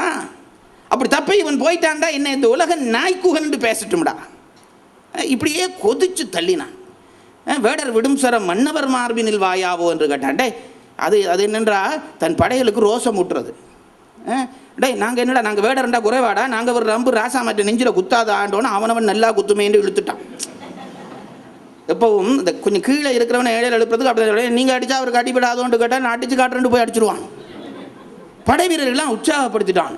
அம்பை இழுத்துட்டான், வில்லில் அம்பை பூட்டி காது வரையும் இழுத்து அப்படியே பரதன் அந்த பக்கம் வந்து நிற்கிறான். அவன் நெஞ்சுக்கு குறி வச்சுட்டான் குகன். அந்த கரையில் பரதன் இறங்கி இந்த பக்கமாக தான் ஆறு கடந்து அண்ணா போனார் என்ற செய்தியை சொன்ன உடனே அது பாவம் தம்பியை சொல்லிச்சு, வாடா தேரால இறங்கடா, அங்கால யாராவது தெரிகிறா பாப்போம் மட்டும் ஆத்தங்கரைக்கு வந்துட்டுது. ஆறு பரதன், அதுக்கு வேறு ஒன்றும் தெரியல. அண்ணா இந்த பக்கம் தான் போனார்னோன்னா அதுக்கு அவ்வளவுதான் தெரியும். ஆற்றங்கரைக்கு இந்த பக்கம் வந்து நின்றுது, இந்த பக்கம் தான் அண்ணா போனாரான்னுச்சுது. ஓம் என்று சொன்னோன்னா அந்த திசைக்கு ஒரு நமஸ்காரம் இப்படி கும்பிட்டுச்சு. அம்பு நெஞ்சுக்கு விட நல்ல வசதியாக கையையும் தூக்கி கொண்டு அந்த பக்கமா பார்த்து இப்படி கும்பிட்டபடியே நின்று அழுகிறான் பரதன். கண்ணால கண்ணீரா வடியுது. இப்போ அந்த பக்கத்தில் நின்ற குகன் அம்பை நேரா பிடிச்சிட்டான் பாருங்க, நேரா பிடிச்சு வச்சிருக்கிறான். அம்பை அவன் கையை விட்டானோ பரதன் நெஞ்சில பாயும். பரதன் இதை கவனிக்கையிலே, கவனிக்க வேண்டியவன் கவனிச்சுட்டான். யார் கவனிக்க வேண்டியவன்? மந்திரி சுமந்திரன். அவன் வந்தான், அவன் பார்த்தான், இந்த ஆள் இப்படி கிடக்குது ஒரு பக்கத்தில் இருக்கு. அங்க அவன் அம்பை தூக்கிட்டான். போட்டாண்டா இந்த அளவு குத்த போகுது. அப்போ இவனை நான் சண்டைக்கு ரெடி பண்ணணுமே என்று நினைச்சு பரதனுக்கு பக்கத்தில் வந்தான். அவன் கும்பிட்டு கொண்டே இப்படி அழுது கொண்டு இருக்கிறான். பரதா என்றான். யார்? சுமந்திரன். பரதா என்றான். இவன் என்றான், அந்த எதிர்ப்பக்கத்தில் கொஞ்சம் கண்ணை விட்டு பார், அங்கே தான் பார்த்து கொண்டிருக்கிறேன். என்ன தெரியுது? அண்ணன் போன திசை தெரியுதுன்றான் இவன். அதெல்லாம் ஒன்றும் இல்லைப்பா, என்னை கொஞ்சம் கவனிச்சு பார், அந்த பக்கத்தில் கருப்பா ஒருத்தன் நிற்கிறானே தெரியுதா? ஓ தெரியுது. யார் அவன் என்றான் பரதன். இவன் சொன்னான், கங்கை இரு கரையுடையான். இவனை ரெடி பண்ண வேணும். அவன் யுத்தத்துக்கு தயாராகிட்டான். இவன் ஏமாந்துருந்தான்டா இவன் அம்பு போட்டுருவான். ஆகவே இவனை தயார் பண்ண வேணும். கங்கை இரு கரையுடையான், கணக்கிறந்த நாவாயான், உங்கள் குலத் தனிநாதற்கு உரு துணைவன் உயர் தோளான், வெங்கரியின் ஏரணியான், விற்பிடித்த வேலையினான், கொங்கலரும் நருந்தந்தார் புகனென்னும் குறியுடையான், கற்கானா திண்மையான், கரைகானா காதலான், அற்காணி நின்றமைந்த அழகம் மட்கானும் திருநெடுந்தோள் மலைகானா மணிநிறத்தோய் நிற்கானும் உள்ளத்தான் நேர் எதிர் நின்றனன் என்றான். அவ்வளோதான். இவன் அங்காள் அந்த பக்கத்தில் போய் சொன்னான், டேய் அங்காள் இருக்கிற நாடு தெரியுமா? கங்கை இரு கரையுடையான், இந்த கங்கை அவனுக்கு தான் சொந்தம். கணக்கிறந்த நாவாயான், நீ கடல் தாண்ட வேண்டுமானா அவனுடைய படகு தான் வந்து அவ்வளவு படகு வச்சிருக்கிறான். உங்கள் குலத் தனிநாதற்கு, உங்கள் அண்ணா வந்தானே அவனுக்கு ரொம்ப நெருக்கமான சிநேதம் ஆயிட்டான். உங்கள் குலத் தனிநாதற்கு உரு துணைவன் உயர் தோளான், வெங்கரியின் நேரணையான், விற்பிடித்த வேலையினான், கொங்கலரும் நருந்தந்தார் குகனென்னும் குறியுடையான். அவனுக்கு பேர் குகனப்பா. அவன் எல்லாம் சொல்லிட்டு அவன் அப்படி அடுத்தடுத்து அவன் பெரிய வீரன் என்று சொல்லிட்டு கடைசியாக சொன்னான், நிற்கானும் உள்ளத்தான் நேர் எதிர் நின்றனன் என்றான். நிற்கானும் உள்ளத்தான்றதுக்கு என்ன அர்த்தம் தெரியுமோ? உன்னை பார்க்கறதுக்கு வந்திருக்கிறான்றது ஒரு பொருள். மற்றது நிற்கானும் உள்ளத்தான், உன்னை ஒரு கை பார்க்குறேன்ட்டு வந்திருக்கிறான்டா. நிற்கானும் உள்ளத்தான், உன்னை ஒரு கை பார்க்குற வந்திருக்கிறான்டா என்ன அர்த்தம்? உன்னையோட சண்டைக்கு ரெடி ஆயிட்டான். நீ இப்படி நின்றா அது உனக்கு ஆபத்தா போக போகிறது. நிற்கானும் உள்ளத்தான் நேர் எதிர் நின்றனன் என்றான். என்ற உடனே இப்போ என்னாச்சு? இதில் இந்த இடத்த விட்டுட்டு நீங்கள் என்னோட வாங்கோ. இங்கே இந்த பக்கத்தில் ஒருத்தன் சண்டைக்கு ரெடி ஆயிட்டான். ஆரோட? இந்த பக்கத்தில் நிற்கிறவனோட. இப்போ இந்த பக்கத்தில் நிற்கிறவன் என்ன செய்கிறான்? இவனையும் சண்டைக்கு ரெடி பண்ணுறான். அந்த பாடுற அவனோட சண்டைக்கு வந்து நிற்கிறான். இப்போ நாம் அந்த இடத்துல இருந்திருந்தா என்ன நடந்திருக்கான்? சும்மா இவன் சொல்லவே தேவையில்லை, சுமந்திரன் சொல்லத்தை நாமளே கல்லெடுத்திருப்போம் வருகிறதுக்கு. சுமந்திரன் வந்து சொல்கிறான், உன்னை ஒரு கை பார்க்கறதுக்கு வந்திருக்கிறான் என்று சொல்கிறான். அப்படி சொன்னோன்னே நமக்கு எவ்வளவு கோபம் வரும். எப்பவும் சொல்ல பாருங்க, இந்த பகை என்றதே, பகை விளைகிறதுக்கு அடிப்படையே 2 பேருடைய உள்ளங்கள் விளைகிற பொழுதுதான் பகை. அது நல்லா தெரிஞ்சுக்கொள்ளுங்க. 2 பேருடைய உள்ளம் விளைகிற பொழுதுதான் பகை வரும். நான் எப்பவும் சொல்றது, யாழ்ப்பாணத்தில் இந்த பகைக்கு ஒரு சொல்லு வச்சிருக்கிறோம், கொழுவல் என்று ஒரு சொல்லு வச்சிருக்கிறோம். நான் சொல்கிறவனுங்க அவருக்கும் இவருக்கும் சரியான கொழுவல்ண்டா என்னென்னா இப்படி கொழுவுப்படுறது. நான் நெடுக கேட்குறது அப்போவே அங்கேயே கொழுவுறதுண்டா எப்படி கொழுவுப்படும்? 2 வளைஞ்சா தான் கொழுவுப்படும். நான் சொல்கிறவனுங்க 2 சாமான் வளையவனம் இப்படி இழுக்க கொழுவுப்பட்டு போடும். அப்படி இல்லைன்னு வைங்க, ஒன்று வளைஞ்சிட்டு வைங்க, ஒன்று நேராகவே இருக்குதுன்னு வைங்க, இதால் கொழுவ முடியாது. இங்கே பாருங்க, கொழுவி பார்க்குறோம், கொழுவுப்படுது இல்லை. இது வளைஞ்சதோ கொழுவுப்பட்டு போகும். அப்போ இது வளையாமல் இருந்தால் இது கொழுவுப்படாத மட்டும் இல்லை, இது கொழுவுறன்றது கொழுவிக்கொண்டே இருக்கும். கொழுவ இதில் வளைவும் எடுபட்டு போகும். நான் சொல்கிறது விளங்குதா உங்களுக்கு? வளைஞ்ச ஒன்று மற்ற ஒன்று வளையாமல் இருந்தால் இதை இழுத்து பார்த்து தண்டபாட்டில் நின்றுடும். நான் எப்பவும் சொல்கிறது, இங்கே அது குறைஞ்சி போச்சு. யாழ்ப்பாணத்தில் சைக்கிள் ஆக்சிடென்ட் எல்லாம் நிறைய நடக்கும். நான் சைக்கிள் ஆக்சிடெண்ட்டே என்னென்னா, ஒருத்தன் வந்து பேலன்ஸ் தவறிடுவான், இப்படின்னுவான். இவன் பேலன்ஸ் தவறின பார்த்து அவன் பேலன்ஸ் தவறிடுவான், அவன் இப்படின்னுவான். 2 பேரும் விலத்து டப்புன்னு மோதுவான். நான் எப்பவும் சொல்கிறது, ஒருத்தன் குறுக்க வந்துட்டான்னு வைங்க வாகனத்தில், நாம் செய்ய வேண்டிய புத்திசாலித்தனமான வேலை நம்ம நிறுத்திடணும் பேசாமல். அதற்கு நான் தயார் பண்ணுறேன் ஆட தொடங்கினோ, அவனும் ஆடி நானும் ஆடி மோதுறதை தவிர வேறு வழி இல்லை. ஒரு ஆள் பேலன்ஸ் தவறுற பொழுது, சமநிலை தவறுகிற பொழுது ஒரு ஆள் சமநிலையாக இருந்துட்டா மற்றவனை சமநிலைப்படுத்தி விடலாம். பகை நீக்குவதற்கான வழி சொல்லுகிறேன். இப்போ குகன் கோபத்தோடு வந்திருக்கிறான். அவன் கோபத்தை கம்பன் சொல்கிறான். அவனுக்கு அந்த கோபம் எப்படி வருதாம்? அன்றைக்கு உங்களுக்கு சொன்னேன், கட்டிய சுருகையன் சண்டைக்கு ரெடி பண்ணிட்டான். பெல்ட்டை இழுத்து கட்டிட்டான். வேட்டி இருக்கமான்டா தான் சண்டை பிடிக்கலாம். கட்டிய சுருகையன், கடித்த வாயினன். அன்றைக்கு அங்கே கூனி கடித்த வாய் சொன்னேன். அவள் கோபத்தில் இப்படி கடித்தாள், அதே கடி இவனும் கடித்தான். கடித்த வாயினன் எல்லா வரிசையாக சொல்லி கொண்டு வந்து கடைசியாக சொல்லி முடிக்கிறான் பரதன். கிட்டியது அமர் என கிளர்ந்த தோழினான். கட்டிய சுருகையன், கடித்த வாயினன், வெட்டிய மொழியினன். அடுத்தது சொல்கிறான் கம்பன், வெட்டிய மொழியினான். கோபம் வந்தாலே இந்த கம்பன்ட்ட கடித்தனதை பாருங்க. கட்டிய சுரிகையன், கடித்த வாயினன், வெட்டிய மொழியினன், விழிக்கும் கண்ணினன், கொட்டிய துடியினன், குறிக்கும் கொம்பினன், கிட்டியது அமரென கிளர்ந்த தோழினான். இதன் ஐயா சொல்லிக்க நீங்கள் இந்த பாட்டு கேட்கணும். என்ன சொல்லுவார் தெரியுமா? இந்த பாட்டுக்கு பொருள் சொல்கிற பொழுது முதல் சொன்னான் கட்டிய சுரிகையன், அடுத்தது சொன்னான் கடித்த வாயினன், வாய் கடித்தான். அதுக்கு அடுத்தது சொன்னான் வெட்டிய மொழியினன். கோபம் வந்தவனுக்கே வசனம் தொடர்ச்சியாக வராது. அது பராசக்தி படத்தில் வந்ததுண்டா அது எழுதி கொடுத்ததால் வந்தது. கோபம் வந்தால் அறிவுள்ள பெரியோர்களே, உங்களை எல்லாரையும் பார்த்து என்னுடைய கோபத்தை நான் இன்றைக்கு வெளிப்படுத்தி என்னுடைய புஜகர பராக்கிரம பாகங்களை எல்லாம் காட்டி இப்படி வந்தால் கோபம் வர, உண்மையாக கோபம் வரையின்னு அர்த்தம். கோபம் வந்தோடனே சொல்லு வெட்ட தெரியும் வெளுப்பன்ட்டு நேச்சு.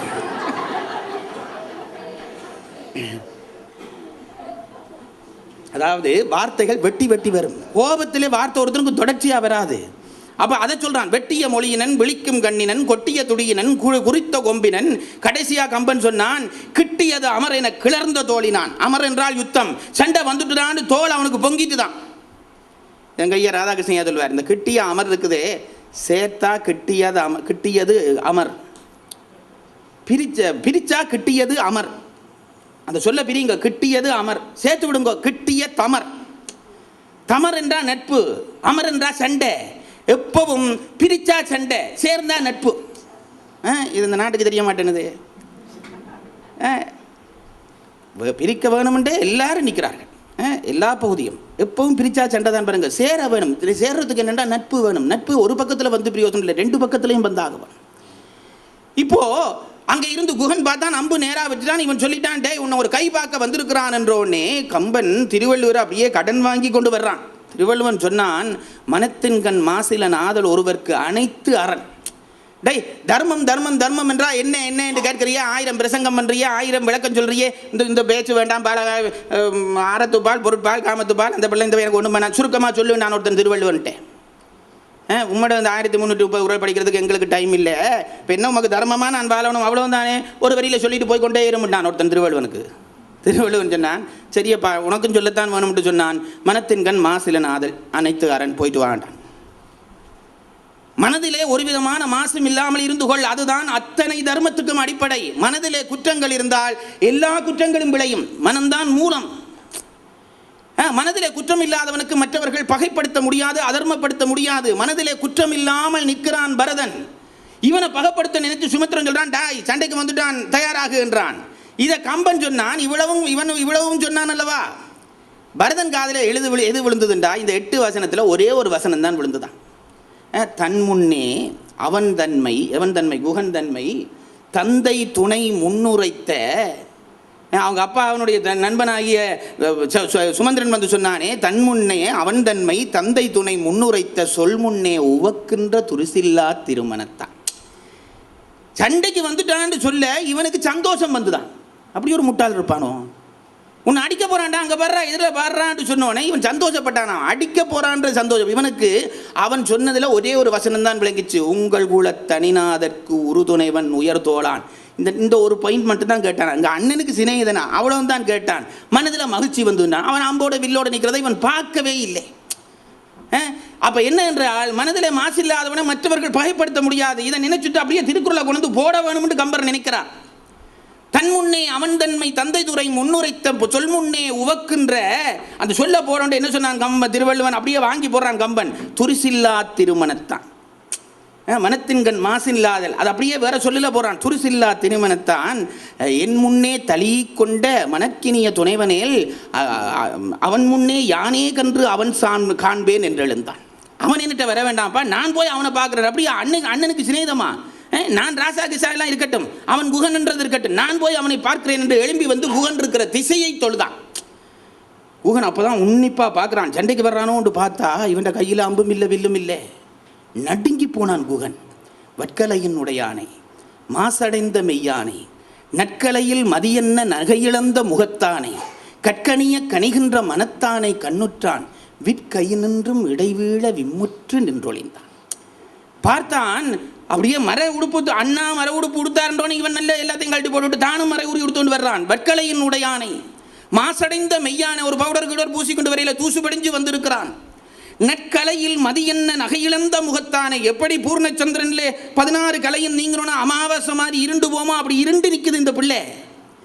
நற்கலையில் மதி என்ன நகையிழந்த முகத்தானை கற்கனிய கணிகின்ற மனத்தானை உருகி போய் நிற்கிறான். கல்லி இவனை பார்த்தா உருகுதான், விட இப்படி ஒரு பிள்ளை இருப்பானா, தனக்கு தந்த ஆட்சி வேணாம் என்று வந்து நிற்கிறானே என்று கல்லி இவனை பார்த்து கணிகிறதாம். கற்கனியன் கணிகின்ற மனத்தானை கண்ணுற்றான் விற்கையின் நின்று, கையில் வில் வச்சு ரெடியா இருந்தான் அல்லவா, அப்படியே இவன் கையில இருந்து வில்லு விழுகிறது தெரியாம தொப்பென்று வில்லு விழுந்ததுன்றான்.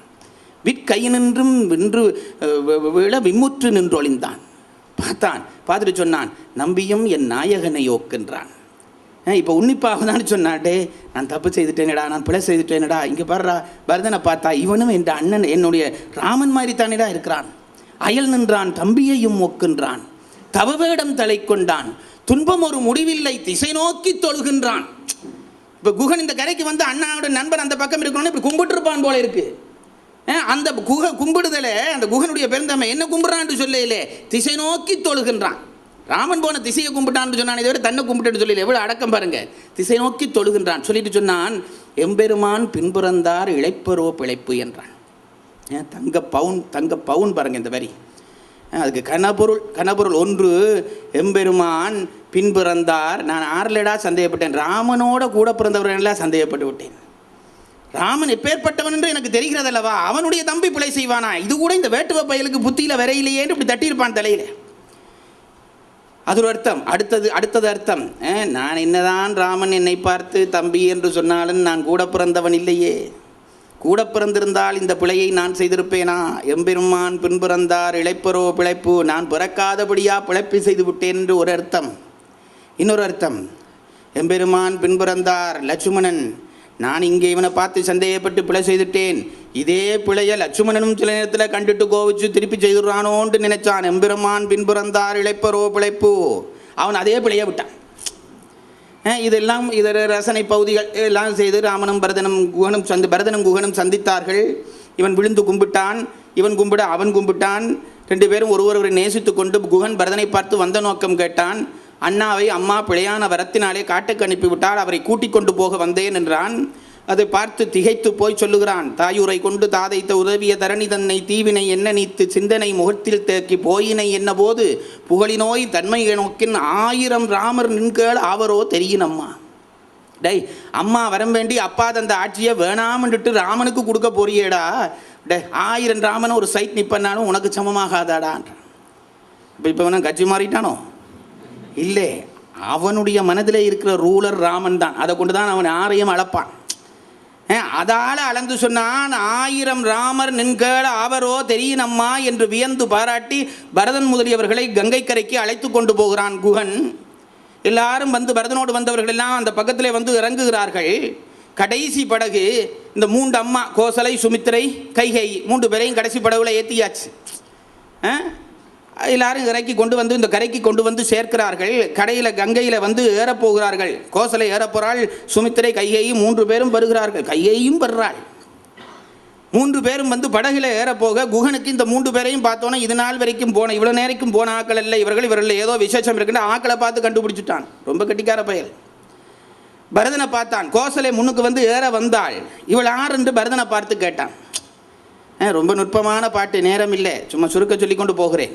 என்ன சொன்னான், சுற்றத்தார் தேவரோடு தொலை நின்ற கோசலையை தொழுது நோக்கி என்றால் ஒரு அர்த்தத்தோடு பார்த்தானா. அவனுக்கு அப்போவே விளங்கிட்டு இது ராமனை பெற்ற அம்மாவாக தான் இருக்க வேணும். கோசலை வந்து படகுல ஏற வர்றால். மேலே தேவர்கள் எல்லாம் இருந்து கோசலையே, அம்மா ராமனை பெற்ற தாயே, நம்முடைய துன்பம் தீர்க்க வந்த தாயே, உன்னை கும்பிடுகிறோம் என்று தேவர்கள் மேலே இருந்து கும்பிட்டார்கள். கீழே இருந்து சுற்றத்தார் கும்பிட்டார்கள். ஏன் ராமனுடைய தாய், எல்லா சுற்றத்தார்களும் தாயே தாயே கோசலை தாயே என்று எல்லாரும் கும்பிட்டார்கள். மேலே தேவர் கும்பிடுறான், கீழே சொந்தக்காரன் கும்பிடுறான். கோசலை அந்த படகுல கால் எடுத்து வைக்க போக இந்த குகன் பரதனை பார்த்து கேட்டான், சுற்றத்தார் தேவரோடு தொலை நின்ற கோசலையை தொழுது நோக்கி கொற்றத்தார் குறிசில் என்று இவனை விழிச்சு பரதனை விழிச்சு இவர் யார் என்று குகன் வினவ. இவ்வளோ தான் கேட்டான்.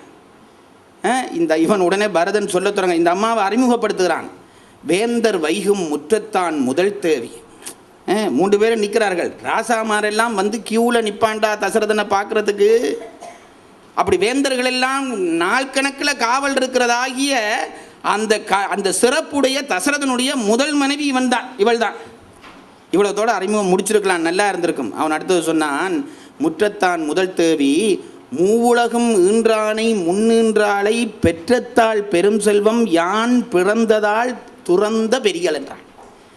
பரம்பொருளையே தன் வயிற்றிலே சுமந்து பெறுகிற பெரும்பாக்கியம் பெற்றவள் இந்த பாவியாகிய நான் பெற்றதாலே இப்போ அவனை பிரிஞ்சு போய் நிற்கிறாளா, இவள் தான் ராமனை பெற்றவள் என்றாள். இந்த அறிமுகத்தில் கனநுட்பம். கம்பன் சொல்கிறான், சுற்றத்தார் தேவரொடு தோழன் என்ற. எப்பவும் ஒன்று சொல்லித்தரன் பாருங்க. யாரையாவது 10 பேர் பெயர் சொல்லணுமா இருந்தால் அதில் யார் சிறந்தவரோ அவர் பெயர் முதல் சொல்லி தான் அடுத்தவர் பெயர் சொல்ல வேணும். இப்போ எல்லாம் அந்த வரிசை போச்சுது. ஒரு சமுதாயத்திலே நல்லவர்களுக்கு மதிப்பு கொடுத்து படையினால்தான் புது தலைமுறை நல்லவனாக வர வேணும் என்று நினைக்கிறேன். ரவுடியும் நல்லவனும் 2 பேரும் சம சீட். 50 வருஷம் ஆயுள் தண்டனை பெற்றவனும் சரிதான், கம்பராமாயணம் 25 சொன்னவரும் சரிதான். ஐயா 2 பேரும் வாங்கோ பொதுவில் கும்பிட்டா பிறகு அவனை மாதிரி இருந்தா என்ன இவனை மாதிரி இருந்தா என்று ஒரு தலைமுறைக்கு குழப்பம் வந்துவிடும். வரிசை அறிஞ்சு மரியாதை பண்ண வேணும். எப்பவும் வரிசை அறிகிற பொழுது உயர்ந்தவர்களை முதல் சொல்லி தாழ்ந்தவர்களை அடுத்து சொல்ல வேணும்ன்றது சட்டம். கம்பெனியில் பிளவுறான், சுற்றத்தார் தேவரோடு என்றான். தேவரோடு சுற்றத்தார் என்று போட வேணுமே. தேவர்கள் உயர்ந்தவர்கள், சுற்றத்தார் மானுடர்கள் தாழ்ந்தவர்கள். முதல் ஏன் போட்டான் சுற்றத்தாரை என்று ஒரு கேள்வி கேட்டான் ஒரு ரசிகர். வரிசை பிளவுட்டாரே கம்பர். தேவரை முதல் சொல்லி மானுடர்களை பின் சொல்லி சொல்லுறது தானே முறைமை. இங்கே மானுடர்களை முதல் சொல்லி தேவரை பின் சொல்லிட்டார் என்றோன்னே அதுக்கு ஒரு உரையாசிரியன் விளக்கம் சொல்கிறான். கம்பன் பிழை ஒன்றும் விட இல்லை, தேவர்கள் உயர்ந்தவன்றது சரிதான், ஆனால் இப்போ தேவரை ஏன் கும்பிட்றான் கோசலை ஏன்னு கேட்டான். அம்மா நீ போய் கூப்பிட்டா ராமன் திருப்பி நாட்டுக்கு வந்தாலும் வந்துடுவான், தயவு செய்து கூப்பிட்றாதே, அவன் காட்டுக்குள்ளே போய் அசுரர்களை அழைக்கட்டும் என்று அவர்கள் கும்பிடுகிறார்களாம். சுற்றத்தார் ஏன் கும்பிடுகிறார்கள் என்று கேட்டால், தாயே நீ சொன்னால் ராமன் வந்துடுவான், பாவம் அவன் காட்டுக்குள்ளே போய் கஷ்டப்படுவான், எப்படியாவது சொல்லி கூட்டிக் கொண்டு வந்துடுவான்னு சுற்றத்தார் கும்பிடுகிறார்களாம். சுற்றத்தாருடைய கும்பிடுதல் தங்கள் நலன் நோக்காமல் ராமன் நலன் நோக்கிய கும்பிடு. தேவர்களுடைய கும்பிடுதல் ராமர் நலம் நோக்காம தங்கள் நலம் நோக்கிய கும்பிடுது. ஆகவே சுயநலத்தோடு கும்பிடுகிற தேவர்களை ஆனாலும் மாணவர்களுக்கு அடுத்ததை தான் வைக்கொண்டு நினைச்சு கம்பன் சுற்றத்தார் தேவரோடு தொழன் என்ற கோசலை என்று போட்டுட்டான். இது ஒரு வியாக்கியானம். அல்லது வியாக்கியானம்னு சொன்னால் அது கொஞ்சம் பழசாக இருக்கும், மறுவாசிப்புன்னு சொல்லுங்க புதுசாக இருக்கும். அப்படி பண்ணிக்கொள்ள வேண்டும். அடுத்தது இப்போ இதை சொன்னோனே இந்த குகன் இருக்கிறானே அவன் அன்பில் கரைஞ்சவன். இவனுக்கு ஏற்கனவே ஒரு மாதிரி டவுட் வந்துட்டு, இது ராமன் சாயல் இருந்திருக்கும் போல இருக்கு கோசையில், ராமன் அம்மா தான் நினைச்சான். இவன் சொன்னது தான் தாமதம், ராமனுடைய அம்மா தான் இவனுக்கு சொன்ன உடனே இவன் படையை கையை விட்டுட்டான். துடுப்பு அந்த பக்கம் போய் விழுந்திருக்கும். ஓடி போய் கோசலையினுடைய காலை கட்டி பிடிச்சு கொண்டு அழுதான். அந்த அழுகைக்கு காரணம் என்ன? தாயே ஒரு நாள் பிழகியே ராமனை விட்டுட்டு என்னால் இருக்க முடியலையே, நீ வயிற்றுல 10 நாள் 10 மாதம் வச்சிருந்து இவ்வளவு நாளும் அவனை வளர்த்து இப்போ காட்டுக்கு போன பிறகு நீ என்ன துடிச்சிருப்பே, என்னால் தாங்க முடியலையே என்று இவன் நெஞ்சில் அடித்து கொண்டு அழுதான். எப்போவும் சொல்கிறேன் பாருங்க, இந்த அன்புள்ளவர்கள் சந்திச்சா அழுக கூடும். அது செத்த வீடுகளில் போய் பார்த்தா தெரியும். கொழும்பு ட்ரெயின் வந்தோடனே இங்கே துள்ள தொடங்கிடுவார்கள் யாழ்ப்பாணத்தில். அந்த காலத்தில் அந்த கதர் என்னச்சுதான் காலை கட்டி பிடிச்சு கொண்டான், அம்மாவை பார்த்து கட்டி பிடிச்சு கொண்டான். என்றாலுமே அடியின் மிசை நெடுதி விழுந்து அழுவானை விம்மி விம்மி அழுகிறான். அம்மா அம்மா ராமனை பெற்ற தாய் நீதானா, இந்த பிள்ளையை விட்டுட்டு எப்படி ஆச்சு இருக்கிறேன்ட்டு காலில் விழுந்து அழுதான். கோசலைக்கு தாங்க இல்லை, அவள் அழுது வந்தவள் சீல தலைப்படுத்த அழுகையை துடைச்சிட்டாள். எப்பவும் ஒரு துன்பத்துக்காக அழுகிறவர்களை நிப்பாட்டுறதுக்கு என்ன செய்யலாம் என்று கேட்டால், அவையில் விட நாங்கள் கூட அழுவணும். அவர் நிப்பாட்டிட்டு கொஞ்சம் பொறுங்கோய் தேர்ந்து தண்ணி குடிங்கொண்டு அவர் சொல்ல தொடங்கிடுவார். கோசலை கவலையில் வந்து அழத் தொடங்கினவள் அதை குகன் இந்த கதறனோன்னு கோசலைக்கு கவலை போயிட்டுது.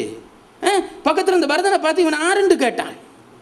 என்றலுமே அடியின் மிசை நெடுதி விழுந்து அழுவானை இவன் யார் என்று கன்றுபுரி காராவின் துயருடைய கொடிவினவன்.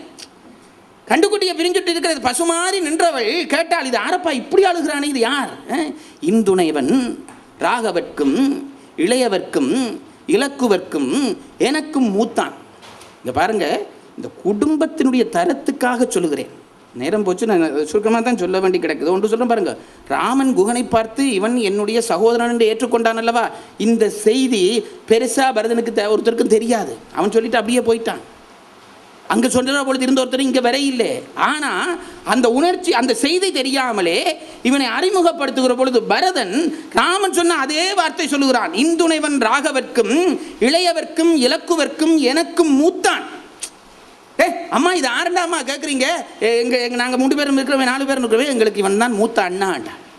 இலக்குவர்க்கும் எனக்கும் மூத்தான் கன்றுபுரி காராவின் துயரணிய கொடிவினவ கணைக்கால் மைந்தன் இந்துணைவன் ராகவர்க்கும் இளையவர்க்கும் எனக்குவர்க்கும் எனக்கும் மூத்தான் என்று அறிமுகப்படுத்துகிறான். படித்த உடனே கோசலைக்கு கவலை போயிட்டுது. அடே, ஒரு காட்டில் இருக்கிற ஒரு பிள்ளை இந்த அழுகுதே ராமனை பிரித்து, நானே நல்லவனை இப்படி ஒரு பிள்ளையை பெற்றதுன்னு நினைச்சாள். கண்ணை துடைச்சுட்டு பரதனை பிடிச்சி நிமித்தினாள். டே எழும்புடா, இந்த அவன் கண்ணீரை இவள் துடைக்கிறாள். இவ்வளோ நேரம் இவள் அழுது கொண்டு வந்தவள் துடைச்சாள். குகனே, ஏன் இப்போ அழுகிறே, அழாதே, அழுகை நிப்பாட்டு என்றாள். இவன் தேய்ச்சி போயிருப்பான். இந்த அம்மா அழுது கொண்டு இருந்துட்டு பார்த்து இவன் அழுதான், இந்த அம்மா எழுப்பி இவன் அழவே நாமனுது. அழாத, இப்போ என்ன நடந்தது, எல்லாம் நல்லது தானே நடந்ததுன்னுச்சுது. நைவீர் அலீர் மைந்தீர் நாடிழந்து காடு நோக்கி மெய்வீரன் பெயர்ந்ததுவும் நலமாயிற்றாமன்றே. இப்போ ஏண்டா அழுகிறே, என்ன நடந்துட்டுது, என்ன குற்றம் நடந்துட்டுது, ஒன்றும் கவலை இல்லையே. நாட்டிலேருந்து காட்டுக்கு ராமன் வந்தது நல்லதாக தானே போச்சு. உன்ன மாதிரி ஒரு பிள்ளை எனக்கு கிடச்சிட்டானேப்பா, அதனால் காட்டுக்கு வந்தால் என்னாச்சு. நைவீர் அலீர் மைந்தீர் நாடு இழந்து காடு நோக்கி மெய்வீரன் பெயர்ந்ததுவும் நலமாயிற்றாமன்றே. கைவீர களிரணைய காளை இவன் தன்னோடும். பரதனை பார்த்து சொன்னாள், டே கைவீர களிரணைய காணை இவன் தன்னோட யானைக்குட்டி மாதிரி இருக்கிறான் இந்த பயல், இவனோடு ஐவீரும் ஒரு வீராய் அகல் நிறத்தை நெடுங்காரம் அளித்தீர் என்றாள். டேய், இவ்வளோ நாள் 4 பேர் இந்த உலகத்தை காக்கிறதுக்கு சகோதரர்கள் இருக்கு நேற்று கொண்டு வந்தீங்கடா, இப்போ 5வது ஆள் கிடைச்சிட்டான்டா, 5 பேருமா இந்த நாட்டை ஆளுபடாண்டாள் கோசலை. எப்பேற்பட்டதாய் விழுந்து கும்பிட்டான். இப்போ அவளை ஏற்றியாச்சு. அடுத்தது சுமித்திர அறிமுகம் எல்லாம் சொல்ல இல்லை, அடுத்த ஏற்றியாச்சு. அடுத்தது கைகேயி வந்தாள். கைகேயி வந்தோன்னே அவன் ஆறுண்டு கேட்கவே இல்லை. ஏன் 2 பேரை அறிமுகப்படுத்தினா 3வது கைகேயியாக தானே இருக்கணும், அது கூடவா தெரியாது. அவன் கேட்கவே இல்லை. இவனா சொல்ல தொடங்கிட்டான், படரெல்லாம் படைப்பாளை பழி வளர்க்கும் செவிலியை தன் பார்த்த பாவி குடரிலே நெடுங்காலம் இருந்த எற்கு உயிர்ப்பாயம் குறைந்து பாரம் குறைந்து தேய இடரிலா முகத்தாலை அருந்திலையேல் இன்னென்றால் என என்றாள் என்றான். இப்போ பாரு, ஆள்ட முகத்தில் ஒரு விதமான கவலை இல்லாமல் இந்த வருகுதே இந்த மனுஷி இதாண்டா என்ன பெற்றதுன்றான். அதுக்கு மேலே விளக்கம் சொல்ல இல்லை. எல்லாருமாக போனார்கள், பரதனை சந்தித்தார்கள், ராமனை சந்தித்தார்கள். லட்சுமணன் ஐயப்பட்டான். இங்கே கோவன் பட்ட அதே ஐயத்தை லட்சுமணன் பட்டான். அண்ணனை காட்டுக்கு அனுப்பியதும் காணாதென்று காட்டுக்குள்ளே அண்ணனை கொல்லவும் வருகிறானா என்று அவனும் அதே போல துடித்தான். ராமன் அவனை கண்டித்தான். இங்கே வா, பரதனை பார்த்தா சந்தேகப்படுகிறாய், அவன் வருதி என நினைதியும் நகரத்தை எனக்கு தருதி என நினைதியும் அன்று பொருதுதலும் எங்கேயாவது நடக்குமா என்று அவனை அடக்கினான். பரதன் வந்தோடனே எல்லாரும் கூடி அழுதார்கள். தந்தைக்கு நீர்க்கடன் 4 பிள்ளைகளுமாக செய்தார்கள். அடுத்த நாள் காலை பொழுது விடிந்தது. ராமன் பரதனை கூப்பிட்டான். எல்லோரும் உட்கார்ந்திருந்தார்கள். பரதன் தன் வேண்டுகோளை ராமனுக்கு முன்னாலே வைத்தான். அண்ணா, அம்மா தவறாக வரம் கேட்டு விட்டாள், அப்பா தவறாக வரம் கொடுத்து விட்டாள், அதையெல்லாம் மறந்துவிட்டு நாட்டுக்கு வந்து ராஜ்யத்தை நீ பொறுப்பேற்றுக் கொள்ள வேண்டும் என்று கெஞ்சினான். ராமன் அதை ஒத்துக்கொள்ளவில்லை. பரதா, அந்த பேச்சை நீ பேசக்கூடாது. தந்தை சொல்வதை காப்பது பிள்ளைகளுடைய கடமை. அப்பா உத்தரவு போட்டிருக்கிறார், நான் காடு சென்றே ஆக வேண்டும், ஆட்சி உன்னது, நீ ஆளவே வேண்டும் என்றான் ராமன். இவனோடு மறுத்து பேச முடியாத பழக்கம் இல்லாத பரதன் கடைசியாக ஒன்று சொன்னான். அண்ணா, இப்போ என்ன பிரச்சனை, ஆட்சியை அம்மா கேட்டு அப்பா எனக்கு தந்துட்டார், அவ்வளோதானே, சரி நான் ஏற்றுக்கொண்டேன். ராமன் மகிழ்ந்தான். அப்படியா, ஏற்றுக்கொண்டாயா, சரி நான் ஏற்றுக்கொண்டேன். ஆனால் ஒரு சின்ன வித்தியாசம் என்னவென்று கேட்டால், இப்போ ஏற்றுக்கொண்ட என்னுடைய ஆட்சி தானே ஒத்துக்கொள்றியோன்னு கேட்டான். உன்னுடைய ஆட்சி தான், அதில் சந்தேகமே இல்லை என்றான்.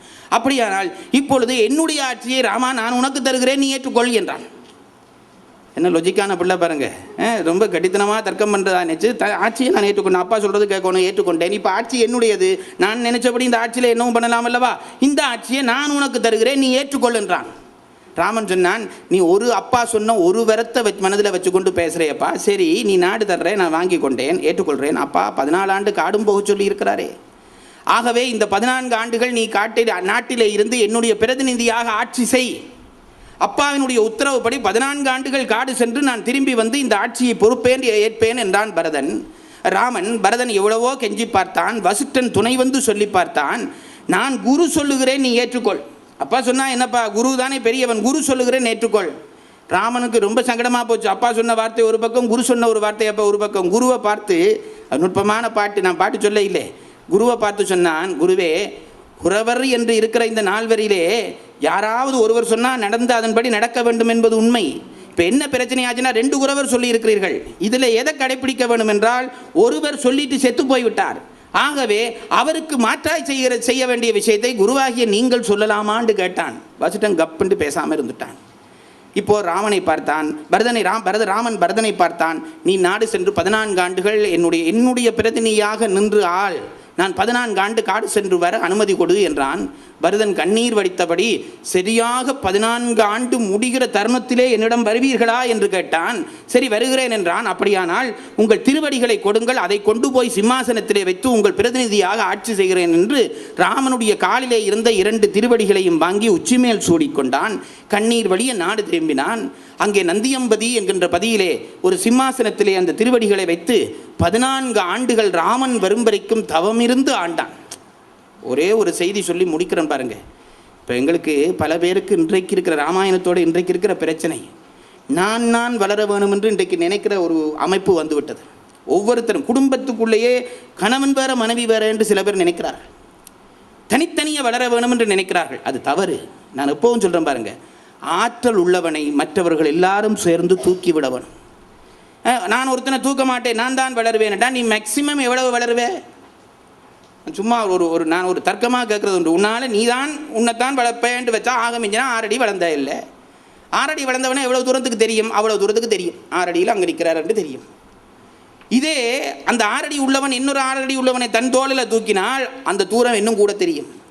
அவன் இன்னொருவனை தூக்கினால் அவனுடைய தூரம் அங்கே நிற்கிறவனுக்கு தெரியும். இப்படியே ஒருத்தர் தூக்கி கொண்டு போறீங்கன்னு வையுங்க, 100வது அடியில் நிற்கிறவனை இந்த உலகம் பூராவுக்கும் தெரியும்.